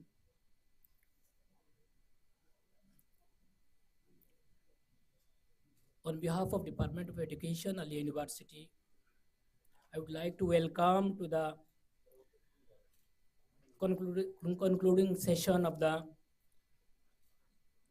5 days national workshop on multidisciplinary research methodology organized by the Department of Education, Aliah University. It gives me immense pleasure to stand before you on this final day of our workshop to celebrate what has been an extraordinary journey of learning, collaboration, and innovation. Today, as we gather here to formally conclude this enriching academic journey, it is very honored to extend a heartfelt welcome to our esteemed dignitaries, Sir Professor Rafiqul Islam, Honorable Vice Chancellor of Aliah University, Chief Patron of this 5 days national workshop on research methodology, who will deliver the valedictory speech and share his vision for future research endeavors. I would like to welcome to Janab Abid Hussain, Director of Madrasa Education, Government of West Bengal. Thank you, sir, for your kind presence, and really your presence will encourage all the concerned. I would like to welcome to Janab Ahmad Hassan Imran Saheb, former MP, Chairman Minority Commission, Government of East Bengal. It is pleasure to have you with us. You always support us, encourage us. Really thankful, sir. I would like to welcome to our esteemed guest, Professor Dr. Baharul Islam, sir, Director, IMT Hyderabad. We are grateful for your valued presence in our university and your valued contribution. Really, we are very much thankful, sir. I would like to welcome to our Deputy Registrar, Sir Dr. Ashfaq Ali. Thank you, sir, for your constant support for us. I would like to welcome to our Madam Professor Dr. Sharmishta Chatterjee, Dean Faculty of Humanities and Languages of Aliah University. Really, Madam, your academic support and leadership has been an inspiration for us. Then I'd like to welcome Professor Dr. Nargis Ahmed, Dean Faculty of Science and Technology of Aliah University. Thank you, ma'am, for being with us in this afternoon session. I wish to extend heartful welcome to the administrative staffs, students, volunteers, whose behind the scene efforts from logistical coordination to technical support. I welcome to all the participants, research scholars, faculties of Aliah universities, faculties of other universities, and my colleagues and respected head of the department of our sister department of Aliah University. Respected all, we have observed each day has been marked by spirited discussions, rigorous workshops, and the forging of new intellectual partnerships. I hope you will live not only with a deeper methodological toolkit, but also with fresh perspective inspired by our most respected colleagues from diverse fields. We sincerely hope that the learnings you take away from this workshop of 5 days will enrich your future academic and professional journey. Thank you, everyone. Thank you very much.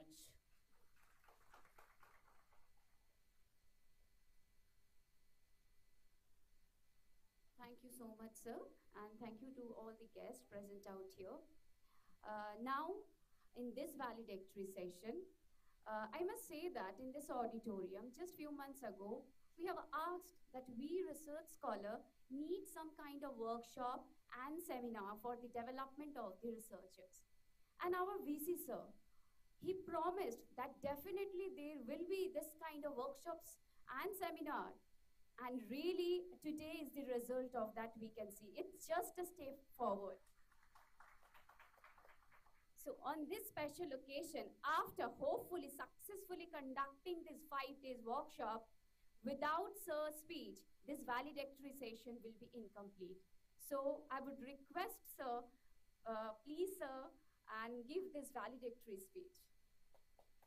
Please, a round of applause once again for sir.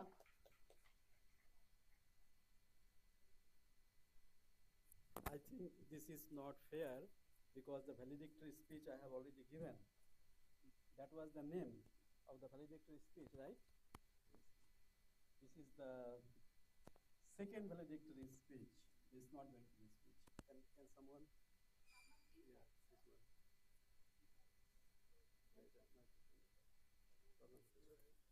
I think it's okay without this. Oh, this is negative. All right. Bismillahirrahmanirrahim. Alhamdulillahi Rabbil Alameen. As-salatu was-salam ala ashrafil anbiya al-mursaleen wa ala alihi ashabi ajma'in. First of all, we thank Allah subhanahu wa ta'ala for giving us this opportunity to conduct this 5-day workshop. And this is the final day. My respected distinguished guest sitting here, my esteemed colleagues, faculty members, the HOD of the Education Department, Dr. Zakir Hussain Lashkar, participants, students, Assalamu alaikum rahmatullahi wa barakatuh, and very good afternoon. First of all, I would like to, after thanking Allah subhanahu wa ta'ala, I would like to thank the organizer, especially the HOD of Education Department. It is very clear that how hardworking he is, in how much trouble he has taken to organize this workshop. So let's give him a round of applause for his contribution, and also thank to his hardworking team members, because without team support, it is very difficult. It will be impossible to organize this kind of workshop. So thanks to all of them. I'd also like to thank the guests who, despite their busy schedule, who have graced this occasion. So thank you very much, all of you, for coming to Aliah University.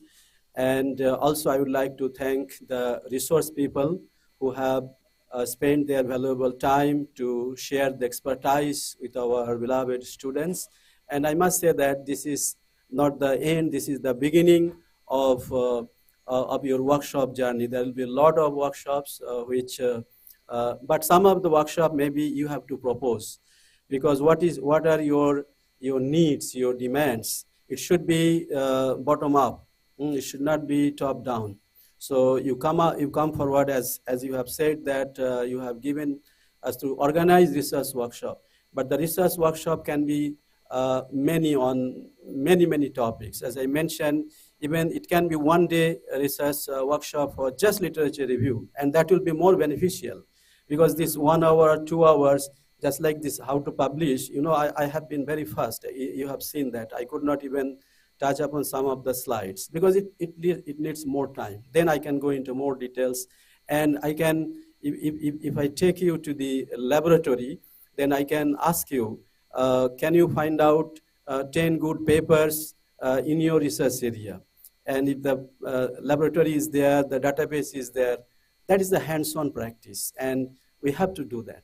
Similarly, for data analysis, regardless of your area, engineering, you have MATLAB, mathematics, you have MATLAB, some other software available. For social science, we have SPSS, we have for economics, we have eViews, and for geography or architecture, you have GIS.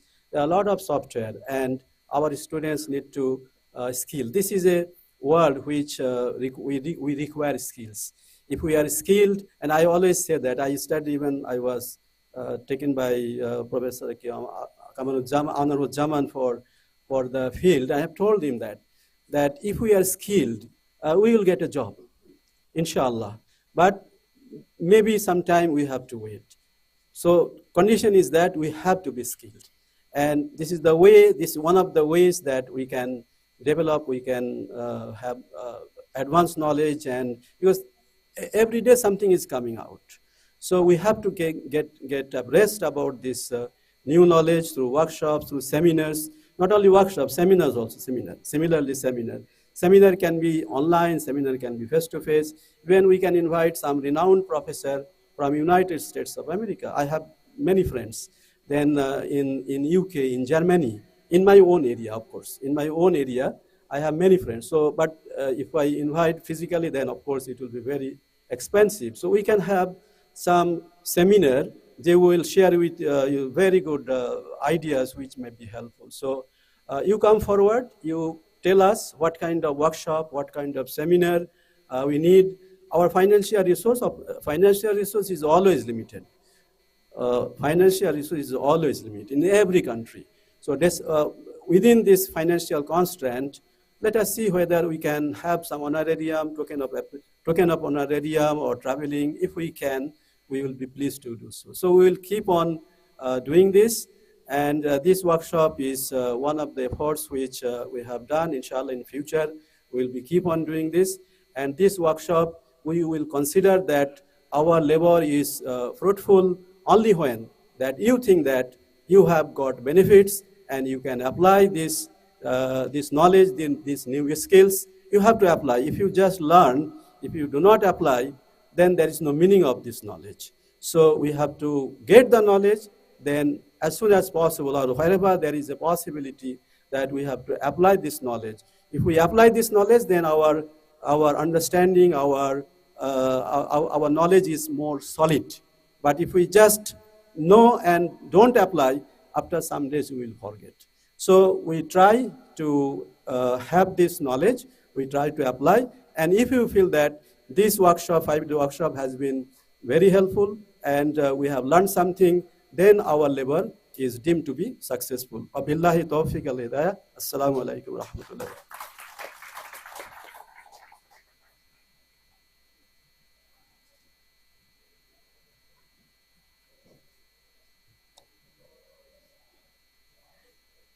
Correctly, our Honorable VC sir correctly mentioned that we do believe that in Aliah we would excel. And when do we excel? When we get the correct kind of blessings. So now I would request Mr. Abid Hussain, Director of Madrasa Education, Government of West Bengal, to please come and bless us, direct the scholars in the right direction. So please put a huge round of applause for Mr. Abid Hussain.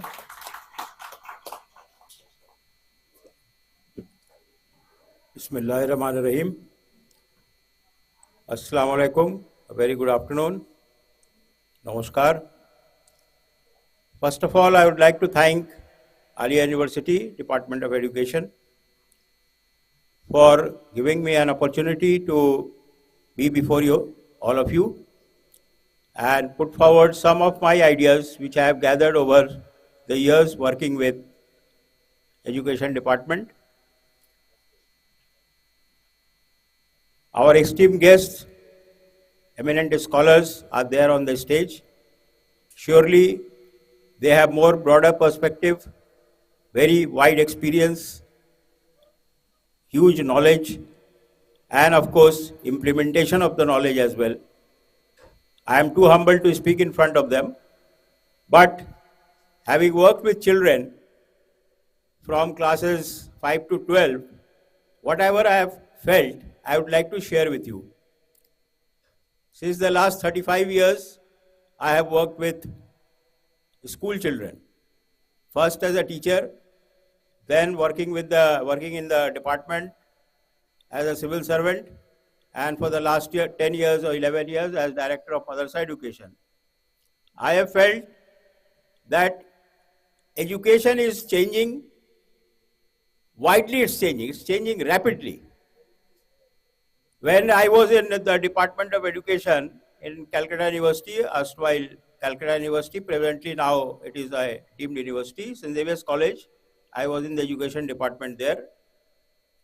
Way back in 1989-90, it was some theory papers, some class teaching, practice teaching, and then we got a degree and then we had a teacher's job.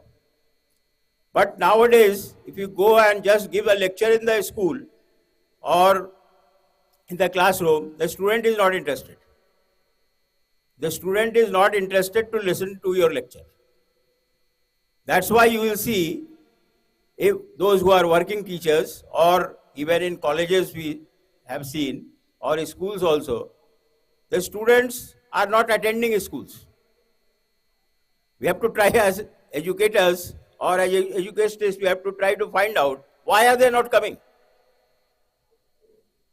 There are maybe many reasons. One of the reasons is, of course, social media, Google, YouTube, etc., etc., etc. All the information is there.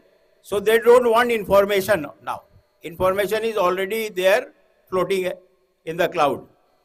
What they want is practical knowledge. How can you skill them? As our Honorable Vice Chancellor was saying, that if you have the skill, then you always land here. Have a job, not one job, you may have many jobs. If you try to find out, search for a very good cook, you will not get. He will charge a huge amount of money.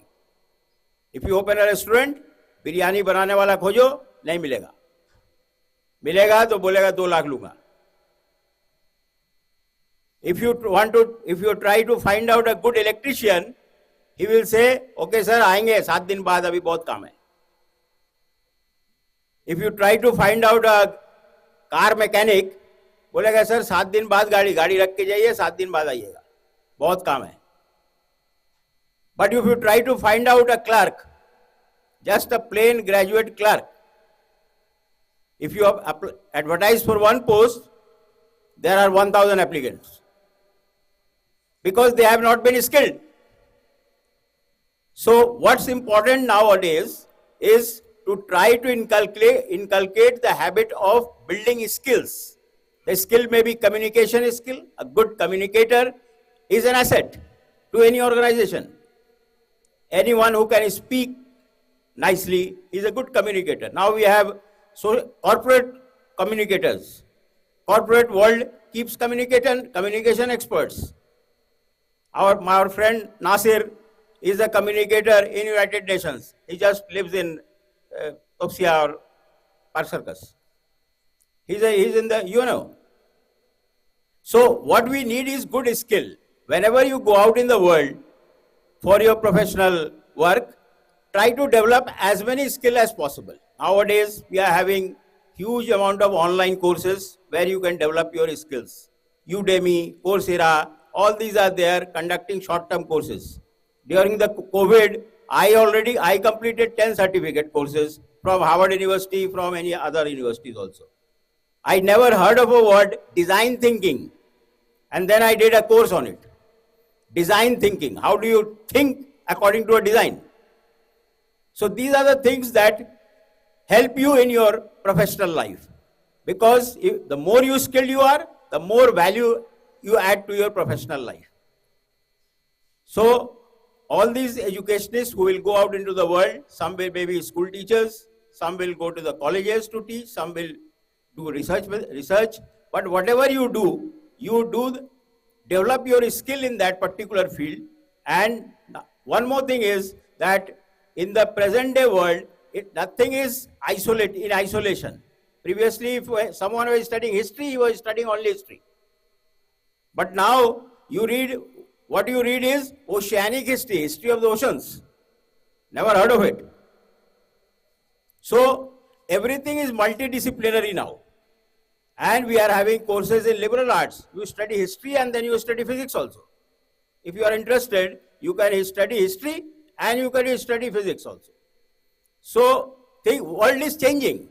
We cannot, as someone was saying, that change is the only constant. Yes, of course, change is the only constant that happens. Every day it is changing, the knowledge is changing, the approach to knowledge is changing, skill is changing, and we have to develop into the world. To quote Yuval Noah Harari, read his book, 21 Stories of the 21st Century. How will the world look like in 2050? Just 25 years hence, the world will be immensely changed. We may not need doctors, but we will need nurses. We may not need just giving information to students, but we will need facilitators in education. There will be no teachers. Teachers are just giving information in the classroom. Information is not required. It is there in the Google. What you need is facilitator. How to help him, the student, especially in the school children, how to help him or her in developing his or her skills. I won't take much of your time. Thank you for giving me a patient hearing, and thank you once again for the Department of Education for giving me an opportunity to speak in front of you. Thank you very much. Akhira dawana.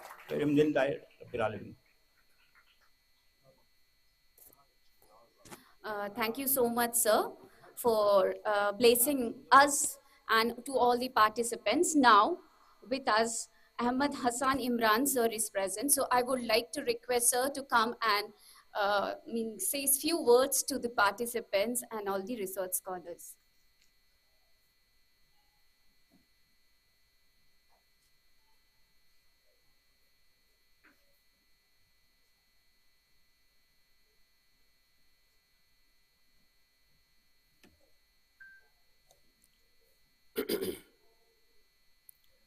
All praise to Allah,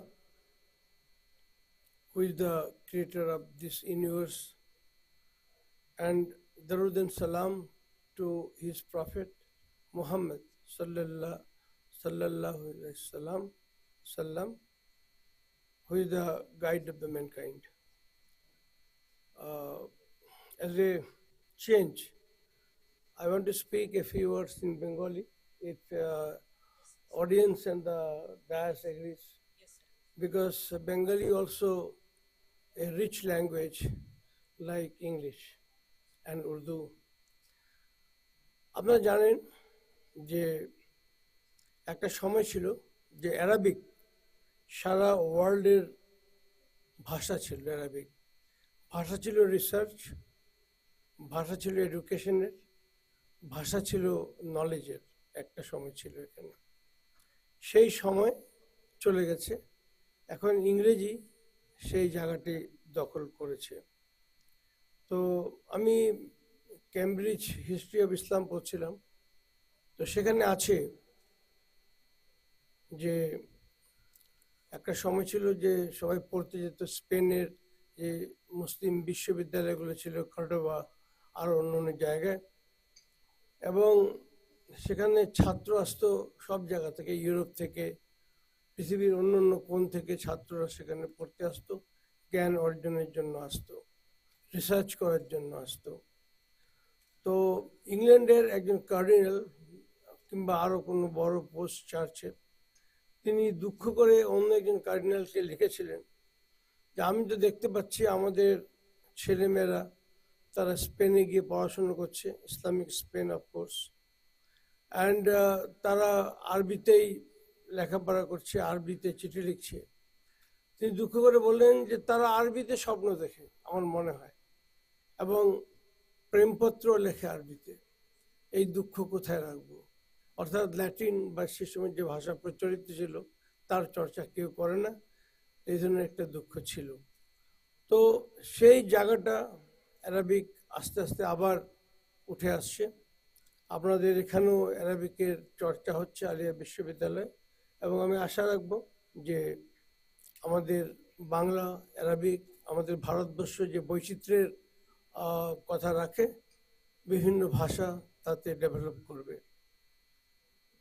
আমি আরও যে দুইটা কথা আপনাদেরকে বলতে চাই, যে research আমাদের মাননীয় জাকির সাহেব এইচওডি, এবং আপনাদের সৌভাগ্য এবং আমাদের সৌভাগ্য, আমরা আলিয়া বিশ্ববিদ্যালয়ের উপাচার্য হিসাবে একজনকে পেয়েছি, ডক্টর রফিকুল সাহেব ইসলাম সাহেব।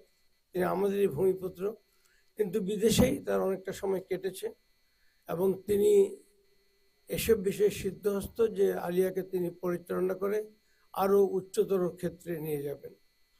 আলিয়া কিন্তু ইতিমধ্যেই আপনারা জানেন খুব ভালো করছে। আমি দুদিন আগে কলম পত্রিকায় পড়লাম, আমারই পত্রিকা, আমাকেও পড়তে হয় মাঝে মধ্যে, যে এখান থেকে রিসার্চ করে কয়েকদিন আগে একজন ছেলে, আলিয়ার একজন ছেলে একটা অফার পেয়েছে ফ্রান্সে, এবং সে বছরে 40,000 ইউরো করে পাবে। ছেলেটি শিলিগুড়ির, এবং ছেলেটি ধর্মে একজন হিন্দু। আমি গর্বিত যে আমাদের আলিয়া, কারণ যারা আলিয়া মাদ্রাসার জন্য কাজ করেছিল তার মধ্যে আমিও ছিলাম, আন্দোলন করেছিলাম, পুলিশের লাঠিও খেয়েছি, তখন আলিয়া মাদ্রাসা ছিল। তো আমার ভালো লাগছে যে আমাদের মেয়েরাও এই রিসার্চে আজকে ইংল্যান্ডে আছে, এই আলিয়া বিশ্ববিদ্যালয় থেকে, বা অন্য অন্য জায়গাও আছে। তো কাজেই রিসার্চের ক্ষেত্রে আলিয়া বিশ্ববিদ্যালয় ইতিমধ্যেই একটা নাম করেছে আমাদের ভারতে এবং বিশ্বেও। তাই তো বিশ্বের বড় বড় ইউনিভার্সিটিগুলিতে রিসার্চ করার জন্য আমাদের ছেলেরা জায়গা পাচ্ছে, মেয়েরা জায়গা পাচ্ছে। আমি আশা করব ডক্টর রফিকুল ইসলামের নেতৃত্বে আলিয়ার বিভিন্ন বিভাগ এক্ষেত্রে আরও এগিয়ে যাবে, এবং আপনারা আমাদের মুখ উজ্জ্বল করবেন। আলিয়ার গঠিত হয়েছিল বামফ্রন্ট আমলে, বিল পাস হয়েছিল, কিন্তু এর পরিকাঠামো নির্মিত হয়েছে আমাদের মাননীয় মুখ্যমন্ত্রী মমতা ব্যানার্জির সময়, এবং তিনি আলিয়া সম্বন্ধে খুবই আশাবাদী।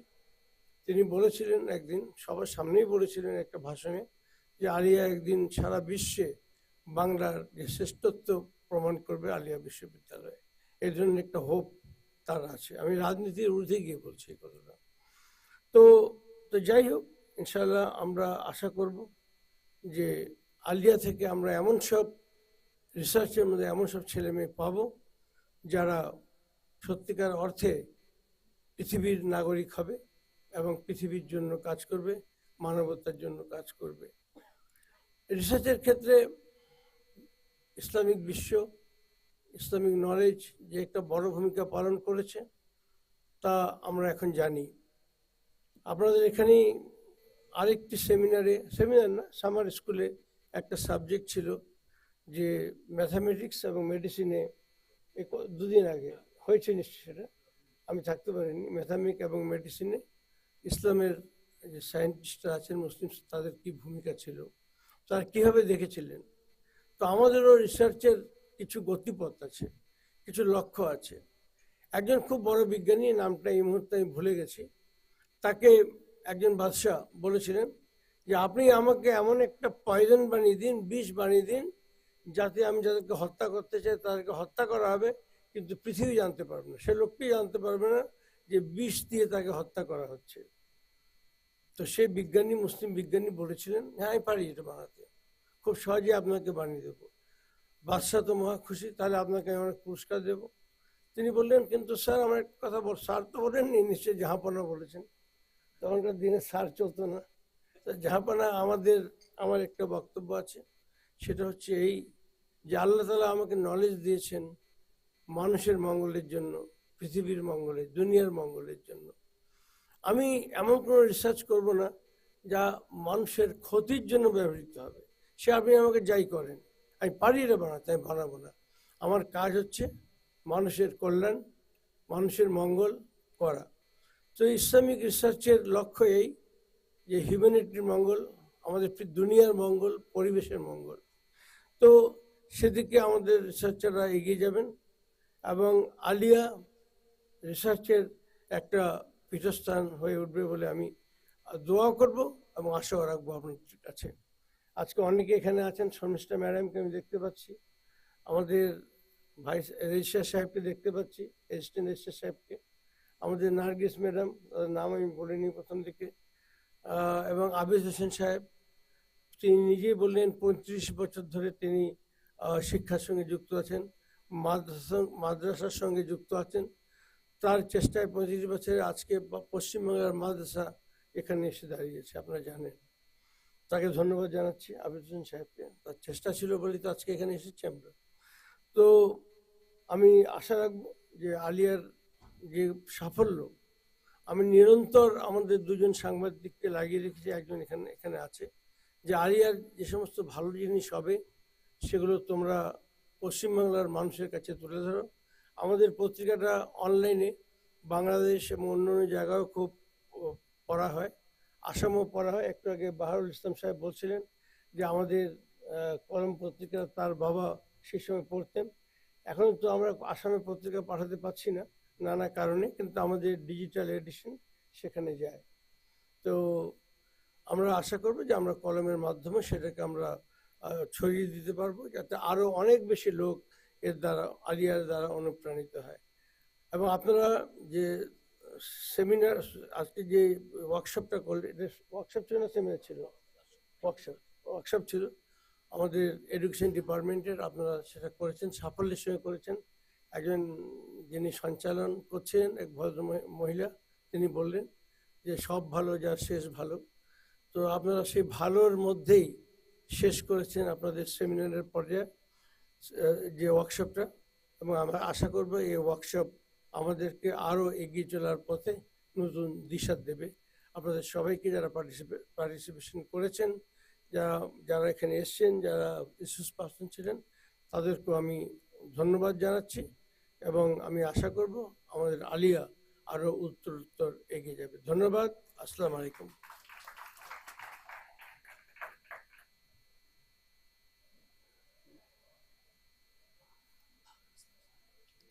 Thank you so much, Imran sir, for blessing us, for saying such kind and gracious things.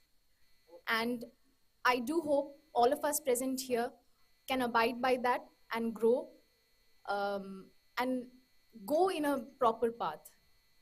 So after this, I would like to call Professor Dr. Behrul Islam sir and kindly say a few words.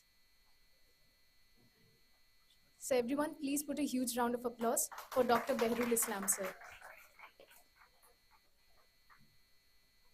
نحمده ونصلي على رسوله الكريم رب اشرح لي صدري ويسر لي امري واحلل عقدة من لساني يفقهوا قولي. Good afternoon, distinguished Vice Chancellor Professor Rafiqul Islam on the dais, distinguished guests, the chair, the deans, Professor Sharmishta, Professor Nargis, Director Madrasa Education, Mr. Hussain. Ali Imran Sahab is a very childhood memory of mine. There are only two Bengali papers used to go and my father used to read them very passionately. One is Column and another is Insaniyat by Maulana Tahir Sahab of those days. I don't know, after repeated, we tried to archive them for a long time. But last year's flood and I being in Kashipur and Assam houses, I don't know if I could still retain those copies, but this is how the reading culture grew in our childhood. I remember reading Desh at 80 paisa per page, Anando Mela around 2 rupees, 5 rupees. So the reading habit, which I am extending that, it comes from a longer period of time in a smaller installments. I read one of the most controversial novels, and but I read it at the age when I did not even know what it is about. It is Prem Nahi by Gaurkishore Ghosh, Kalpurush, Manav Jamin, and all those things that I read. And sometime, I don't know, now I am a father and I'll be very worried if my son is reading at class 8 or something like Prem Nahi. And I'll be very worried. But anyway, my father said, cute energy. So anyway, I went to a district library and read those. To extend one thing is that if you can watch, I will just refer because I have a very limited time. I'll give tips. Those who can pick up, nothing else. Listen to the Stanford convocation lecture given by Steve Jobs, Connecting the Dots. It's one of the million time watched lecture. What it talks about, and we always talk about, is that connecting the dots is later. First you draw the dots. What you are doing today, don't think about it, that what it will be used, how will I use it, will it help me? You put those dots on, you never know when it will come. To give a story, when I went back from Aligarh, in Aligarh our day starts at 8 p.m. after dinner. Aligarh की शाम जिंदा ही होती है 8 बजे. अनवर साहब हमारे साथी बताएंगे और अली अगर यहाँ है. वहां से जब एमए पास करके लौटे असम, वहां 5 मगरिब के साथ वहां जिंदगी खत्म ही हो जाती है. बत्तियां बुझ जाती है. बस नमाजी लोग ऐशा में एक दो खांसते खांसते जाते हैं, बाकी तो उस छोटे से शहर में करे क्या. In Aligarh, we used to go without ticket, of course. From Aligarh, who pays 11 rupees for this?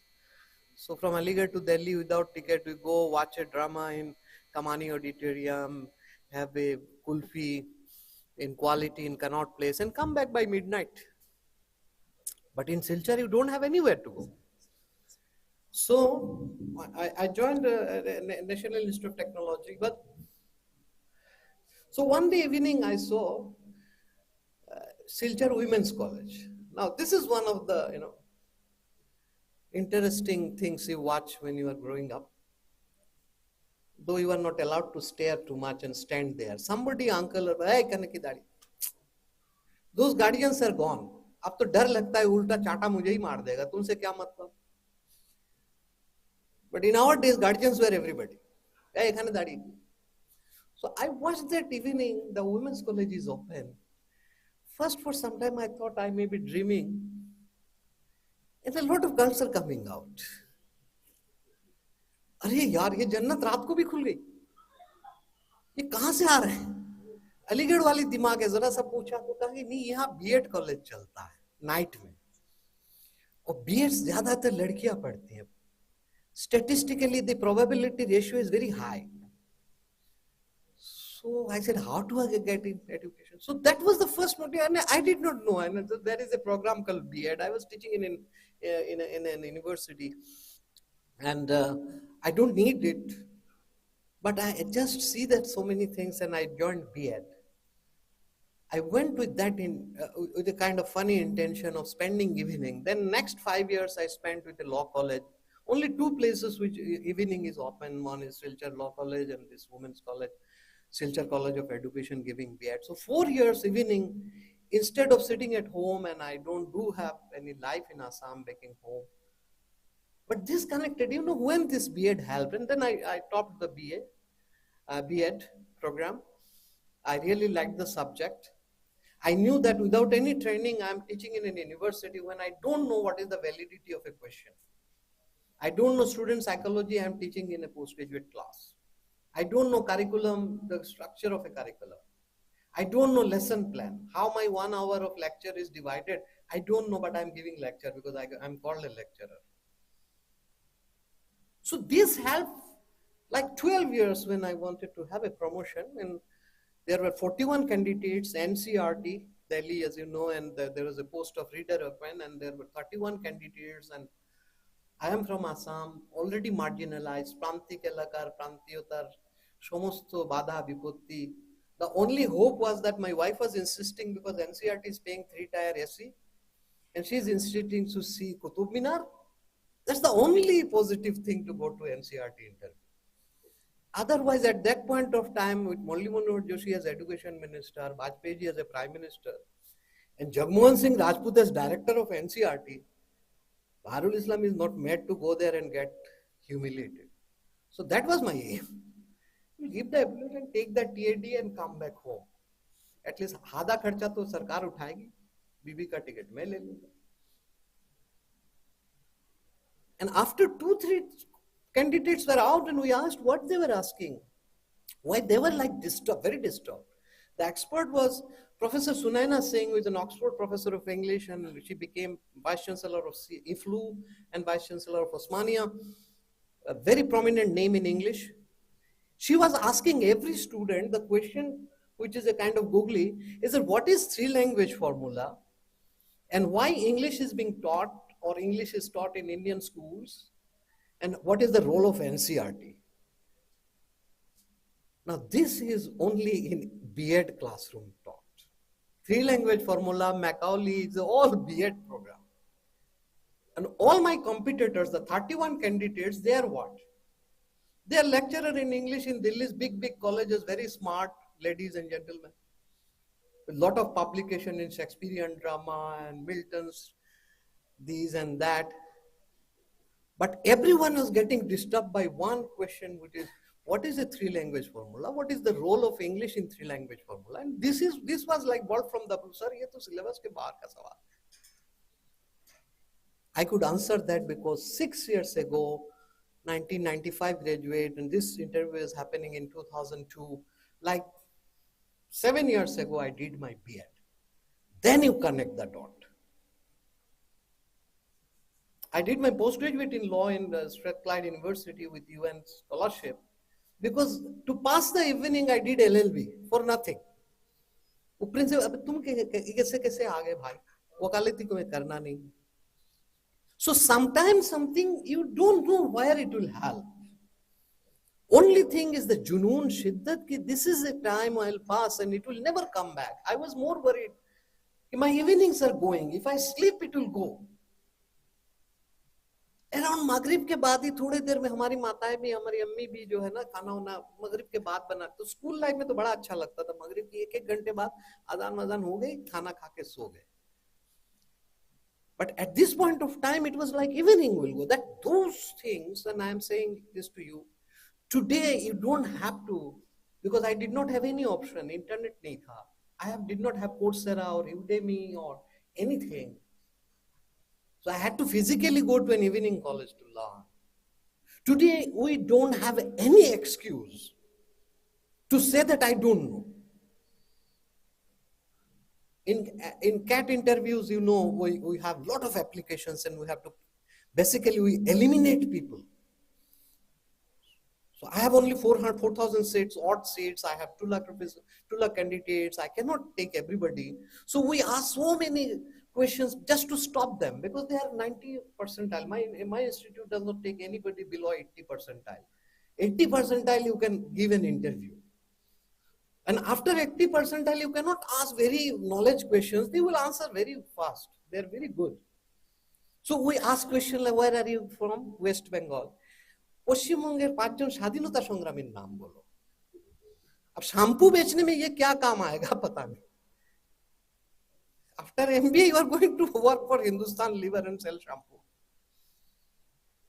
But this is what we are. So at one point of time, many people, they lose the basics because the reading habit, understanding, tell them, they get trained in Kota or somewhere. And there is a very good question we ask at the evening, and 10 marks is given out of 50, you know, extra co-curricular activities. So what do you do besides doing BA, BTech, electrical engineering from Shibpur, BE, what did you do from IIT Kharagpur? And they will say, sir, I like reading.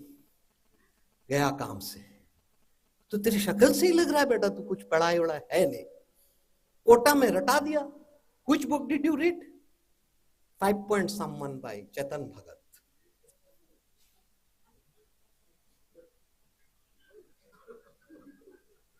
अब उत्तर प्रदेश का लौंडा cannot know what is Godan by Premchand पढ़ा तो तूने क्या पढ़ा if you have not read those things. So you see the depth is going down. My only aim is that शिद्दत से कोई चीज करो ना वो शाहरुख खान वाला डायलॉग तो सुना ही होगा किसी चीज को शिद्दत से लेकिन हमारे बच्चे कुछ गलत चीजों को शिद्दत से चाहते हैं वो अलग बात है तुम कितना हो चाहो विराट कोहली छोड़ थोड़ी देगा चाहते रहो सो शिद्दत से कोई चीज तो एक चीज पूछिए ना अच्छा इसी स्टोरी के साथ मैं खत्म करना चाहूंगा कि कभी कभी मजाक में कहा हुआ बात अगर सुन लेना आदमी पकड़ ले तो उसकी जिंदगी बदल जाती है मैं कोई धर्मगुरु बाबा नहीं हूं लेकिन इन चीजों को देखता हूं तो मुझे लगता है when I see those things I see that something is much more larger than we used to attend classes. Somebody was saying history. We had a professor of physics at Aliah Muslim University called Professor Farhan Mujib. He was a kind of untouchable within physics department because he did his PhD on history of physics. So they used to think that you were not a physics guy, go to history. And history wala used to say, you did your MSc in physics, go to physics department. But he became one of India's most popular who launched the Doordarshan one, if you remember, my age people will remember, black and white Shiksha program. He launched it, Professor Farhan Mujib, along with Jayanta Vishnu Narlirkar, that was the name. So we used to go to Farhan Mujib to learn. Faizan Mustafa was a young lecturer there in English department, in law department. So from English, we are not LLB student. We used to sit in the back and listen what Faizan Mustafa is a very dynamic young professor coming up. Professor Shabir in law. We went to geography. I told Zaman sir, हम geography में जाके बैठ जाते थे हमें geography हमारा student नहीं मोहम्मद शफी साहब अनवर भाई को बता रहे थे कि उस बंदे को देखने जाते थे कि जो बंदा महीने में 10 कंट्री में जाता है because he was the vice chairman of World Geography Congress or something like that geography union it's a very important post very rarely achieved by an Indian Professor Muhammad Shafi who became later pro chancellor of Aligarh Muslim University he was a professor of We want to go to see those people. Professor Shafi को देखना चाहते हैं, तो उनसे बात सुनना चाहते हैं, दुनिया घूम के आते हैं. He used to tell about those things. Today, आज you have such a wonderful thing called WhatsApp or internet or whatever. If you use it in correct, today you do not have any excuse to say that I don't know. The word you should delete from your word. So CAT interview में अक्सर पूछ, अब सवाल खत्म हो गया। अच्छा ये लोग क्या करते हैं, लाइव में अपना ग्रुप में बांटते रहते हैं। तो we hide our name so they don't identify us who is taking interview from which IIM. I'm maybe from Calcutta, maybe from Lucknow. So they go out and write. Panel number 5, white sari madam is asking about freedom fighters in Uttar Pradesh. अगले student को पूछे कि वो oh you are from Uttar Pradesh, tell 5 freedom fighters name, वो 25 का नाम बता दिया। रट गया है उस दरमियान। By this time, it has become viral. So we have to change the question very soon because they put it on live telecast like group. So panel number 5 is asking about freedom fight. Panel number 6 is asking about the name of the Vice President of India. Another question. Pandit Ravishankar से लेके उस्ताद जाकिर हुसैन सबका नाम बता देगा, पता ही नहीं है कौन vice president. At one point of time, we have to think about that fundamental adding of a thing. So suddenly we ask, they say, what should be the proper length of a full shirt, sleeves?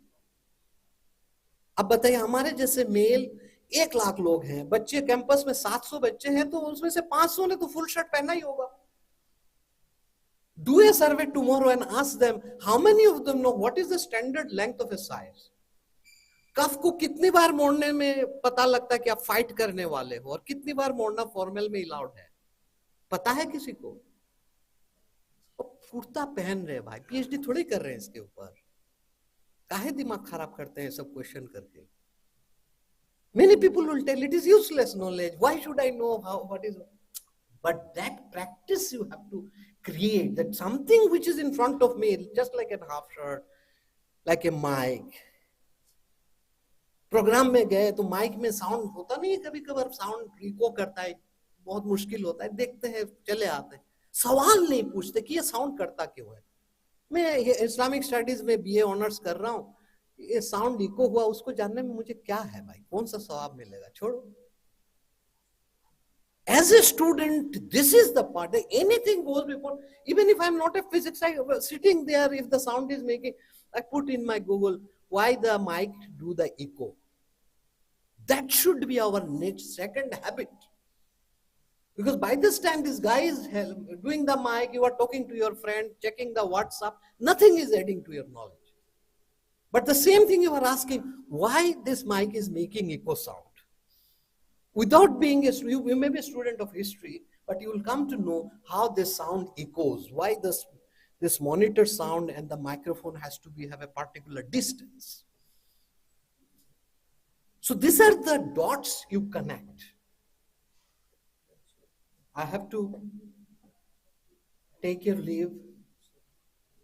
Today, sir has given, I have to tell Professor Rafiqul Islam Saab, because of our name similarity, somebody WhatsApped me in the morning on a particular day, and it is a big shot.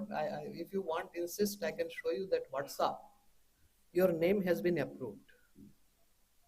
I was thinking, कि मैंने जब आलिया में apply ही नहीं किया भाई, मेरा नाम कौन अप्रूव कर रहा है?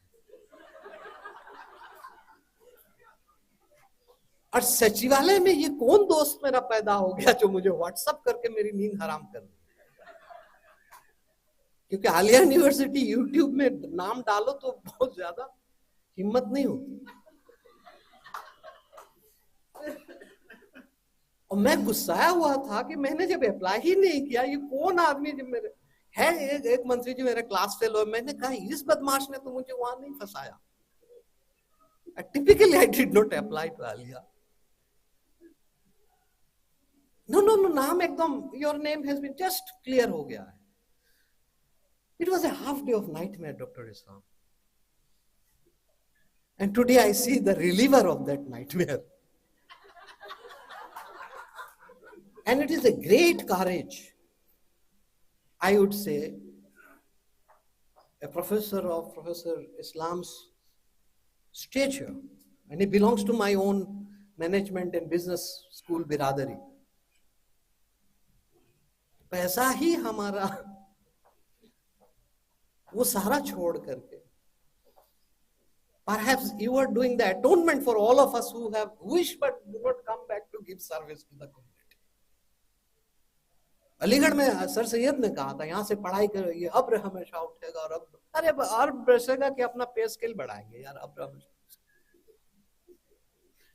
इतनी मेहनत से पढ़ाई किए हैं, लंबी गाड़ी फ्लैट वर्ट ना हो, अब वो कौम का खिदमत करने लग जाएगा तो ये कौन करेगा? So it is very difficult to come back to the society or the state or the language. I have been outside Assam for last 20 years. अब तो मुश्किल थोड़ा और ज्यादा है, अब चाहे भी तो लौट नहीं सकते. At one point of time, therefore Aliah University, friends, colleagues, you were so fortunate to get a vice chancellor like this. With that kind of background, it's a great courage, and I wish and I pray to the Almighty to give all the success to him, his team, students. I have been here on various occasions, and I really love the campus. If anything today you need, it is a matter of connection. Today you have a workshop, 5 days workshop. Some tips Honorable Vice Chancellor has given. Now it is your time to collect those. Write one email, send it to 100 people on your subject on LinkedIn. I guarantee you, if you send 100, at least 10 people will respond back, who may be a professor of an university who can help you. He will be interested in your subject. This is how build your network. ये जरूरी थोड़ा कि workshop करेगा और तब आके बैठ के हम सीखेंगे. पत्थर तोड़ के पानी निकालना. ये अलीगढ़ की हमारी सर सैयद की उस इदारे की एक कहावत है, कहते पत्थर तोड़ के निकालना. I got my first scholarship जब उसमें लिखा हुआ था bank of Baroda engineering and medical students only apply. मैं एमए इंग्लिश में अप्लाई किया और वही स्कॉलरशिप लेके आया. जब बाकी लोगों ने सोचा कि ये तो इंजीनियरिंग के लिए, मैंने कहा क्या होगा, फॉर्म भरेंगे, कुछ गाली देगा, फिर फाड़ के डस्टबिन में फेंकेगा. लेकिन ऐसा हुआ नहीं. अनिल गुप्ता जो अलीगढ़ के बैंक ऑफ बड़ौदा के ब्रांच मैनेजर थे, उन्होंने मुझे बुलाया. उस गधे को बुलाओ जो इतना बड़ा पोस्टर में लिखा हुआ engineering and medical college apply, MA English वाले ने अप्लाई क्यों किया? भाई तुम कौन सा इंग्लिश पढ़े हो? ये इंग्लिश पढ़ नहीं पाए, तुम काहे के एमए इंग्लिश कर? But I wanted that opportunity. Anchal तल, अनवर भाई को पता है, आंचल तल वो शहर के कटपुल्ला के उधर main branch. I met Anil Gupta also last year. He became my family friend. So he was मुस्कुराएंगे at me. अच्छा, आप तो कहते हो एमए इंग्लिश में हो, पोस्टर पढ़ी नहीं, अंग्रेजी में तो था. मैंने कहा सर आपने लिखा विद्यार्थी योजना, मैं विद्यार्थी हूं और ये योजना में मुझे मिलना चाहिए.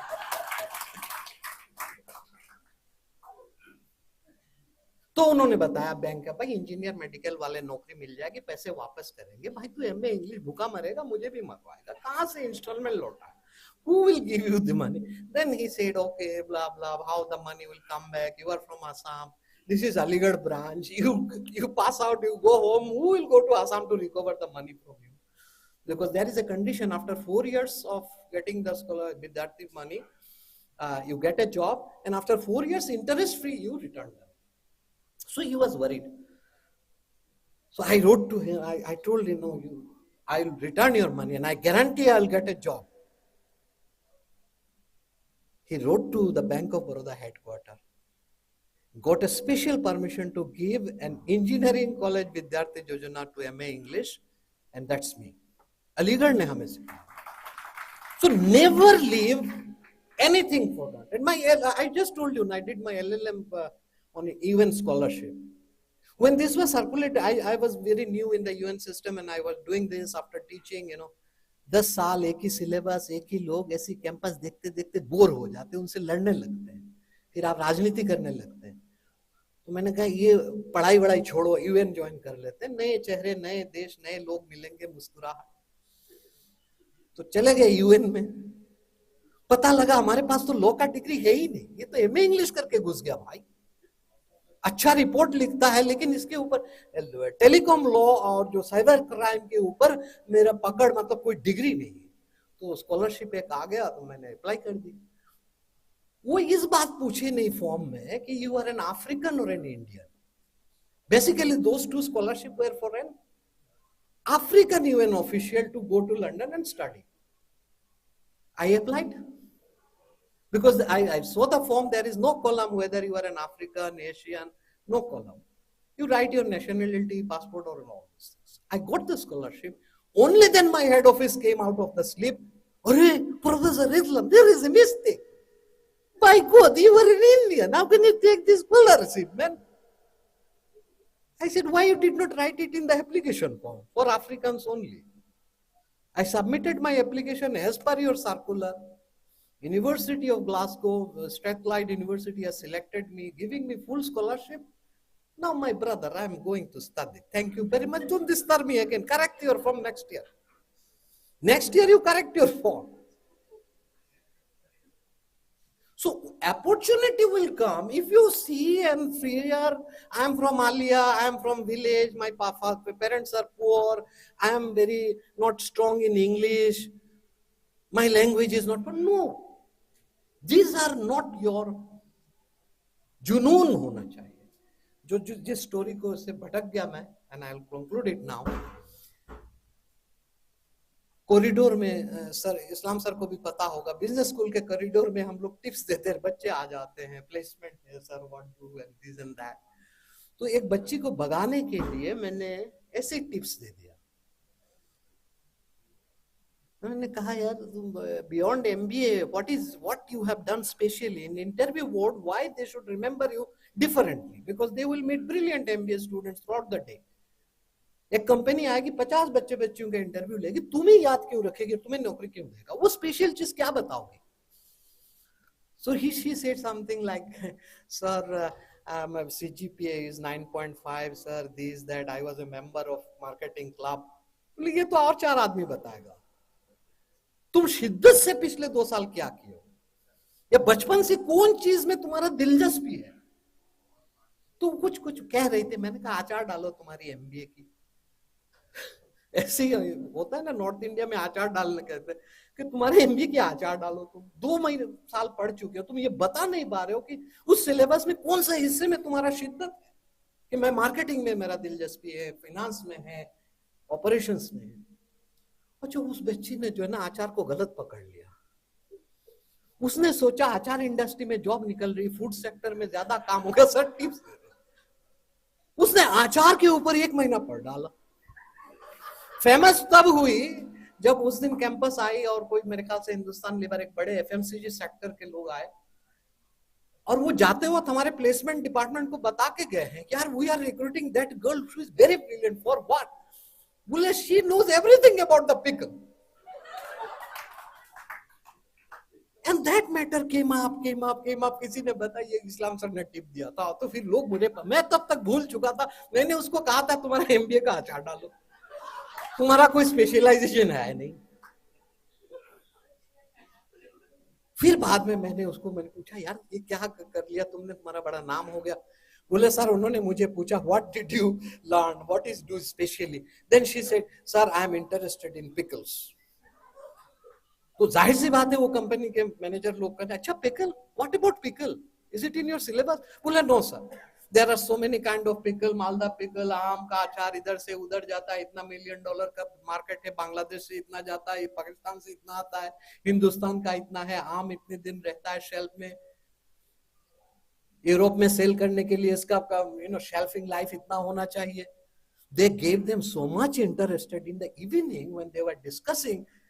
All the 3 panel members were remember, यार वो अचार वाली लड़की यार, she is very smart. उसका पता नहीं मार्केटिंग में क्या करेगी नहीं करेगी, इवनिंग तक वो success.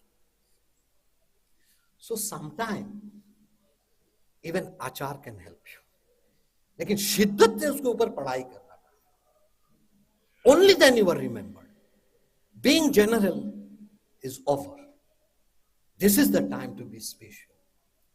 Use internet, collect more friends, reach out to me, reach out to others, reach out to Professor Islam, he has network. All subject, people will come to you if you show the interest.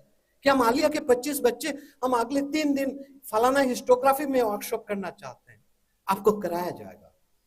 यहाँ नहीं तो London में नहीं, Oxford में नहीं, Norway में, कहीं ना कहीं लोग हैं जो आपको ट्रेन कर सकते हैं. लेकिन आप वो पहला कदम बढ़ाओ, वो ग्रुप आप बनाओ. वो रीच आउट करो। 10 लोग रिप्लाई नहीं देंगे लेकिन एक रिप्लाई देंगे, पत्थर तोड़ के पानी निकालने का वक्त आ गया। Thank you very much for your patience. Thank you very much. আমি আপনাদেরকে বলবো জনাব বাহারুল ইসলাম সাহেবকে, don't leave him today, please keep him for 7 days and we are going to work there.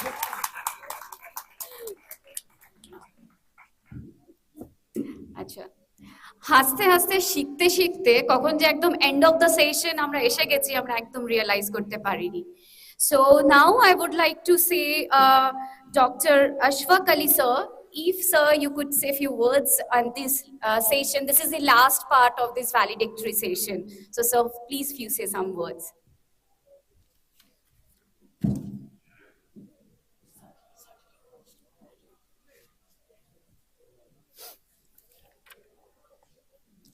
Assalamu alaikum and very good afternoon.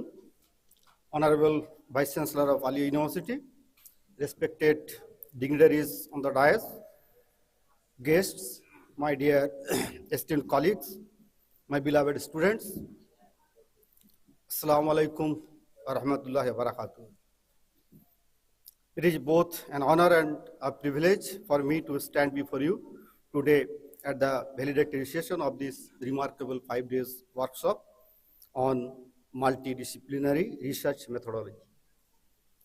At the beginning, I would like to congratulate the Department of Education, Aliah University, for organizing and executing successfully such an intellectually enriching initiative.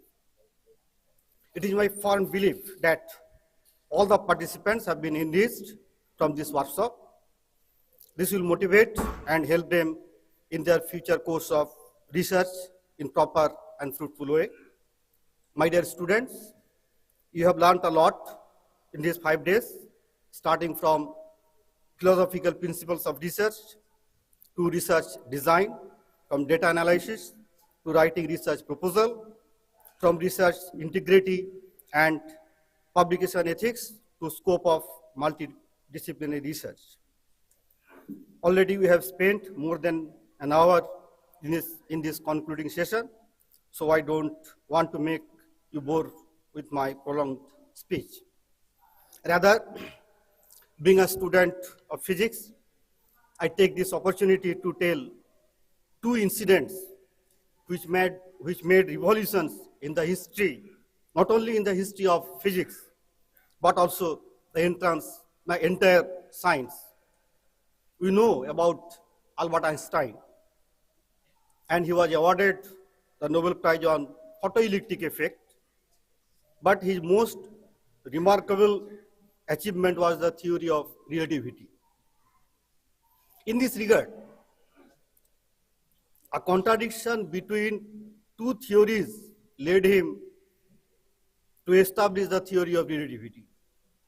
One was Newtonian relativity, based on Newton's laws, simply which says that if I am traveling in a train and a train is moving at a speed of x and I am moving at a speed of y along the direction of motion of the train, then with respect to an observer standing on the platform, my speed will be x plus y. And if we move opposite to the direction of motion of the train, then it will be x minus y. Simple. And governing the theories of electricity, magnetism, etc., there was very remarkable theories of Maxwell, according to which the speed of light depends only on the medium, not on the observer. That is, if the source is moving or observer is moving or not, the speed of light in air or vacuum, it will be constant. Does not depend on the motion of the observer or source. So Einstein thought over it. Before him, there were 2 possibilities. One is to take Newton is right and Maxwell's equations or his theory are to be modified. and vice versa. It was his intuition and started his work assuming that Maxwell is right and the theory of Newton, which is supposed to be the father of physics, that is required to be corrected, modified. And then with the help of mathematics, he proved it and established the revolutionary theory of relativity. It is one incident. The second incident is also related to Einstein. We all know that the entire universe is made of two entities. One is particle and another is wave, light, sound, etc. These are waves. In explaining photoelectric effect, Einstein proposed that light not only behaves as wave, but also under certain circumstances, it behaves like a particle. After a few years, Louis de Broglie, who was actually a man of history and then shifted to physics, questioned in his mind on the theory of Einstein, which regarded to be the great genius in physics, in the history of physics. He questioned in his mind, why does nature give some more privilege to light or such type of wave, not to the particle? Nature cannot be biased, cannot be one-sided. There should be a symmetry everywhere. There should be an even distribution, a rhythm. If there is no rhythm, no symmetry, no even distribution, something is wrong. Later on, this idea was established theoretically and mathematically. With these two incidents, my intention is to tell that philosophical aspect in research is very much important for success in the field of research. For a good and quality research, shaping your mind, tuning your mind, questioning repeatedly your mind and thoughts, these are very much essential. I wish you grand success in the field of research. Before I conclude, I would like to express my sincere gratitude to the Department of Education. I hope they will continue to organize such type of beneficial workshop or seminar in future. With these few words, I conclude here. Thank you.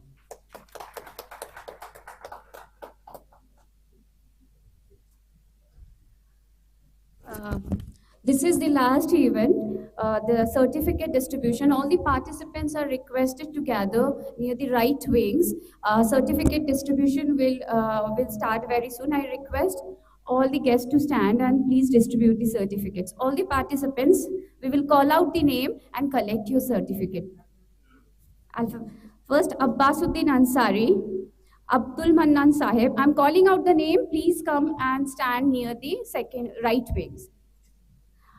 Abbasuddin Ansari, Abdul Mannan Sahib, Abdullah Sheikh, Abu Shahid Muhammad Soil, Achinta Roy, Amlan De, Arif Iftakhar, Orpita Trivedi, Atikur Rahman, Bithi Paul, Devashish Singha, Deepkalpo Basudas, Dr. Shahid Ahmed, Dr. Aklima Khatun, Dr. Nilufar Firdaus, Dr. Rumi Sain, Dr. Sumaya Ahmed, Dr. Usha Malik, Farooq Bishwas, Farooq Hassan, Gul Nashin, Haidar Sheikh.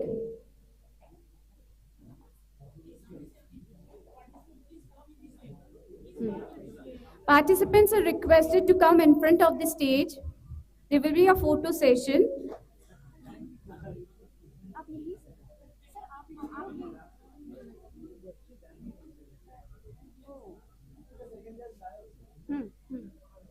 Space is there.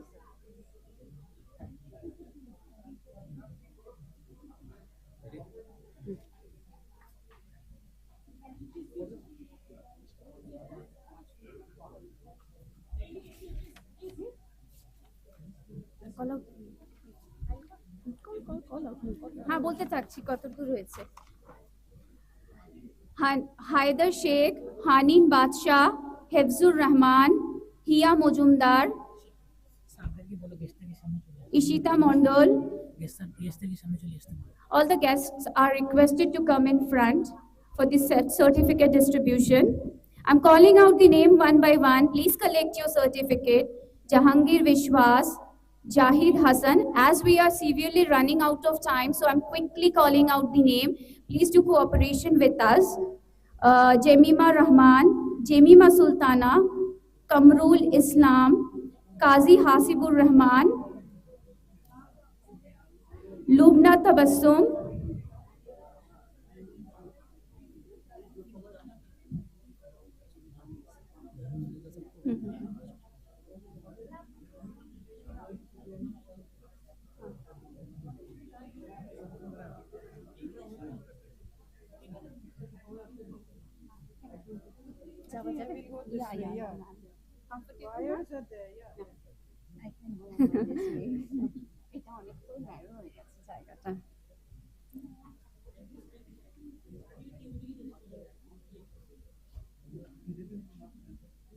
Mahbub sir.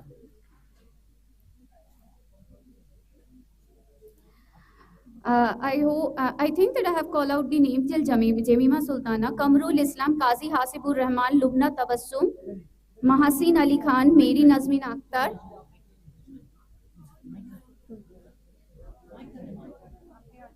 Mashud Ali Kayal,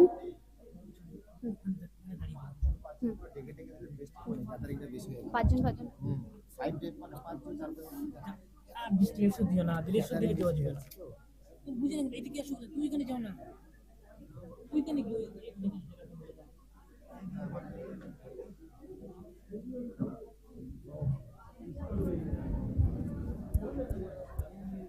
Mohammad Atif Ali. Hello.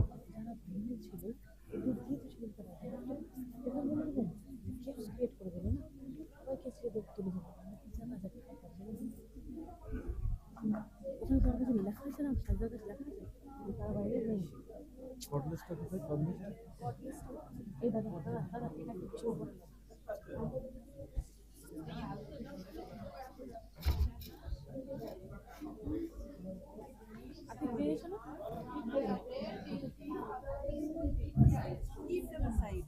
That's how you will go faster.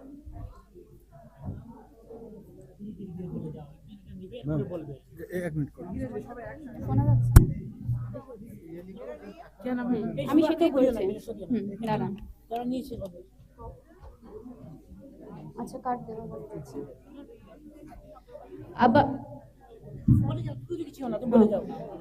अब्बासुद्दीन Ansari, Abdul mannan साहेब, अब्दुल्ला शेख, आबू शाहिद, मोहम्मद सोहेल, अचिंत्य रॉय, अमलान दे, आरिफ इफ्तिकार, अर्पिता त्रिवेदी, आतिकुर रहमान, विथि फल,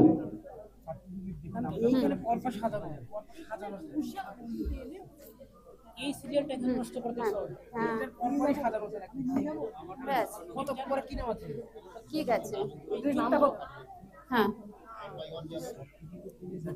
নামগুলো ধরে certificate ধরে দাও সবাইকে যাদের ইন্টারসেল করে আর কেউ থাকে না আমি নামগুলো ডাকছি যারা আছেন প্লিজ এগিয়ে আসবেন আর না থাকলে আমরা রেখে দিচ্ছি আব্বাসউদ্দিন আনসারী আমার মনে হচ্ছে নেই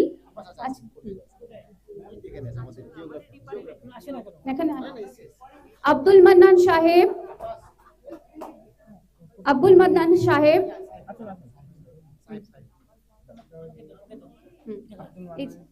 এই যে স্যার আব্দুল্লাহ আছেন কি এখানে আবু শাহিদ মোহাম্মদ সোহেল আছেন কি অচিন্ত রয় আছে হ্যাঁ অমলান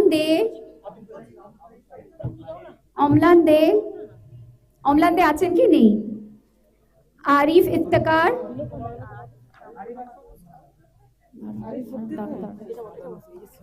নীলোফার ফিরদৌস এখান থেকে নিও না Arpita Trivedi Absent. Orpita Trivedi, BT Paul, BT Paul, Dr. Aklima Khatun, Dr. Aklima Khatun আছেন কি? নেই। Absent. Sumaya Ahmad আছেন কি? ফারুক বিশ্বাস নেই, আছে। গুলনশীন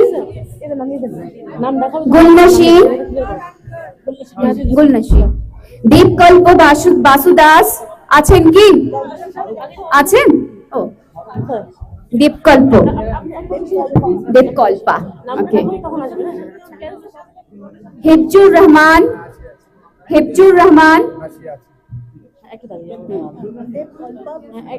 ম্যাম ইনি আছেন, স্যারকে দিয়ে দিন।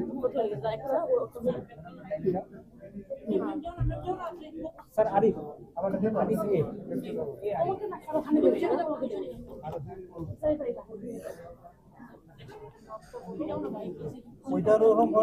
আর ঘেটো না, হ্যাঁ না এই করো না প্লিজ। দেখে দেখেই বলবে। হিয়া মজুমদার,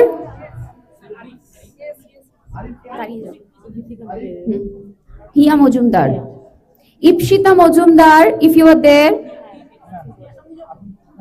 ইপসিতা মজুমদার, জাহাঙ্গীর বিশ্বাস, জাহিদ হাসান, জেমিমা রহমান, नहीं नहीं नहीं, ओ अच्छे, जेमिमा सुल्ताना, कमरुल इस्लाम,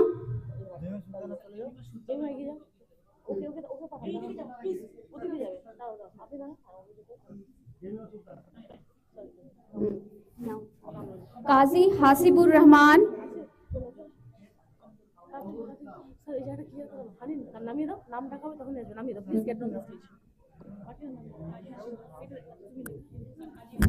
लुबना तबस्सुम, महसीन अली खान, मेरी नाजमीन अख्तर,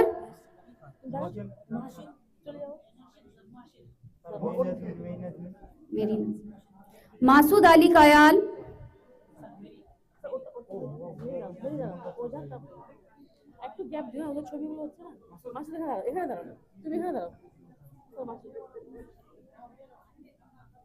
मोहम्मद फैजुर रहमान,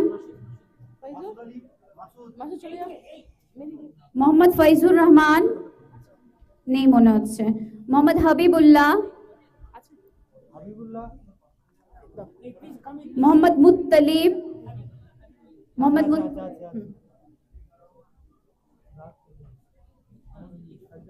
मोहम्मद सैफुल्लाह मोमीन,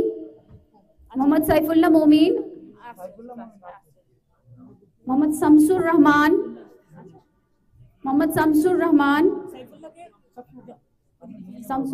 আছেন, मोहम्मद शहनवाज इस्लाम Molla, Mohammad Washim Akram, Mohammad Yasir Arafat,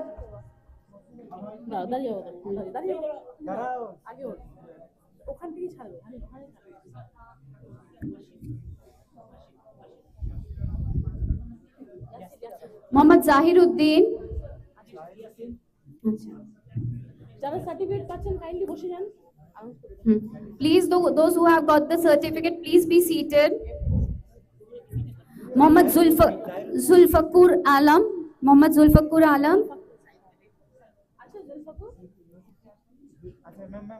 two times written, ma'am. Mohammad Zulfakur Alam.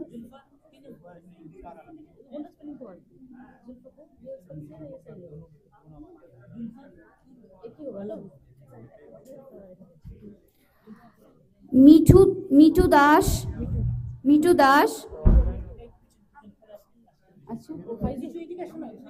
Monika পাত্র,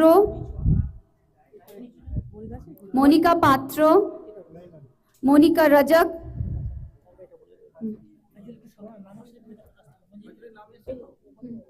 Mohammad Faizur Rahman,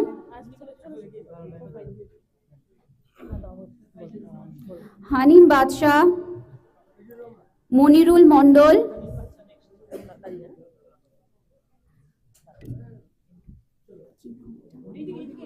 হাসুনা Banu, Hasuna Banu,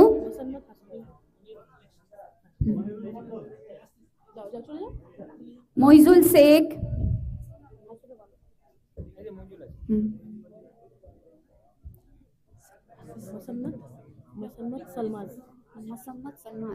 Masammat Salmaz, maybe not there. Nasiba Parveen, are you there? Yeah. Yes. After collecting the certificate, move from the left wing. Nasiruddin, Natasha Parveen, Naushad Anwar,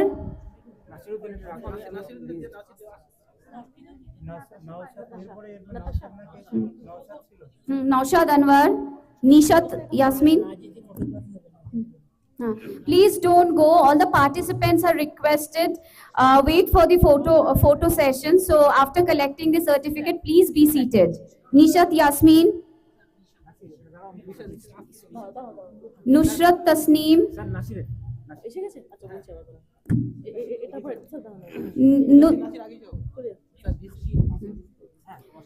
Nudrat Tasneem. Yes. Separately. Noor Alam, Priyanka Oja,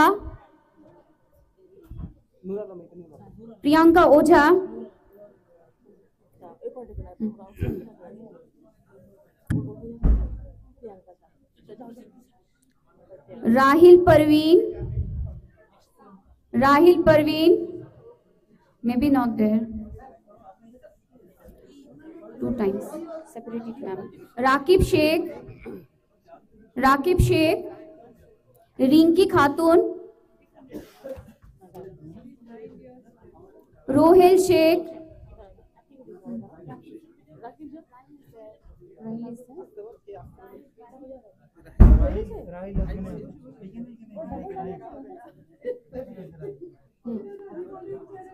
Rahil Parveen.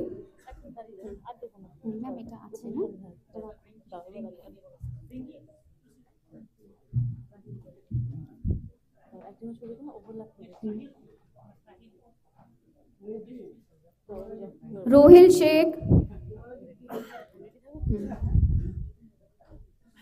Okay. Saddam Hussein is there? Sadiqur Rahman.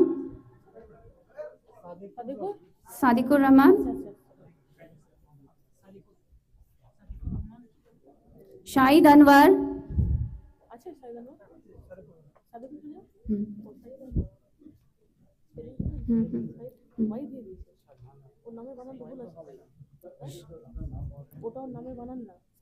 Shahjahan Ali, Shahib Qazi,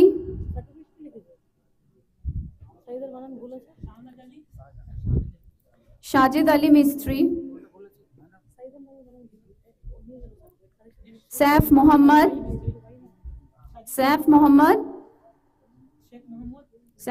maybe not there. Shazda Khatun, Saliha Khatun,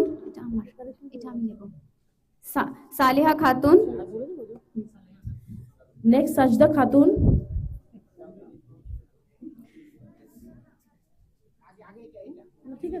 Then Sana Tabassum. Are you here, Sana? Sana Tabassum. Shahid Iqbal Ansari.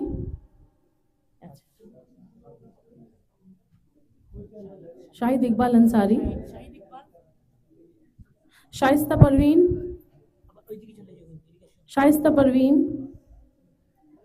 Sheikh Ibadullah.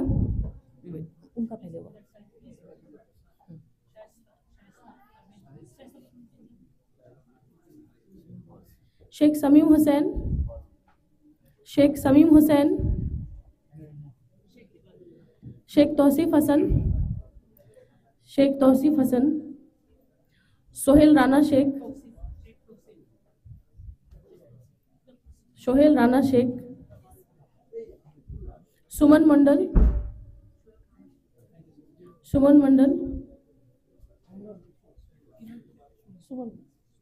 Swagata Kundu,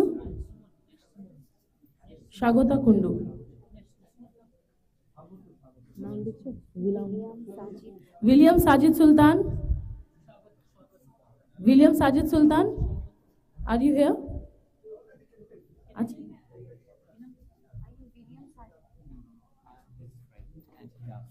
Collect.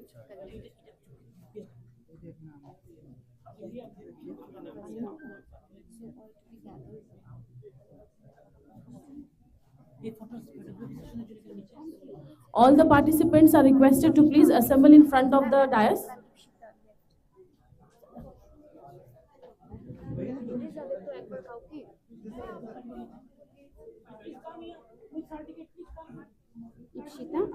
So one of our participants is here, Ipshita Majumdar.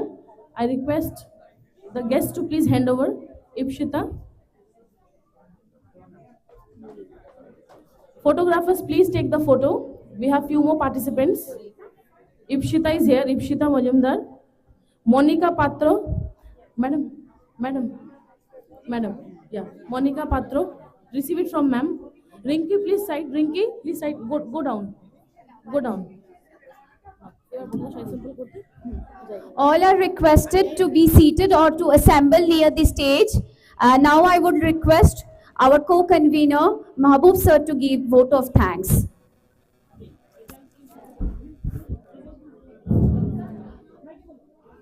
Good afternoon. Vote of thanks, Mahbub sir. I would like to express Please, my others be seated. gratitude and a special thanks to Others, each please be and quiet. everyone associated with this workshop, especially Honorable Vice I Chancellor request Sir, Mirajul Karim sir to kindly come on the dais Registrar and Anwar Jaman sir Sir, to please come on the dais Deputy for the photo Registrar Sir, session. Dean Madam, Humanities and Languages, Dean Science and Technology, Dean Student Welfare, Controller of Examination, Finance Officer, and all the resource person. A special thanks to the chairperson and head of the department, Dr. Zakir Hossain Lashkar, for providing such opportunity to conduct and gain knowledge in the field of research. I would like to extend my gratitude to the convener of this workshop, Dr. Prakriti Ranjan Sarkar sir. It is important to give huge thanks to all the faculty members of our department and our beloved research scholar and students.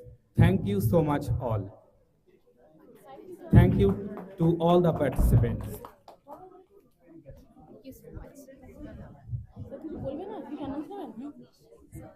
There is high tea being served outside the auditorium. Participants can kindly take the tea.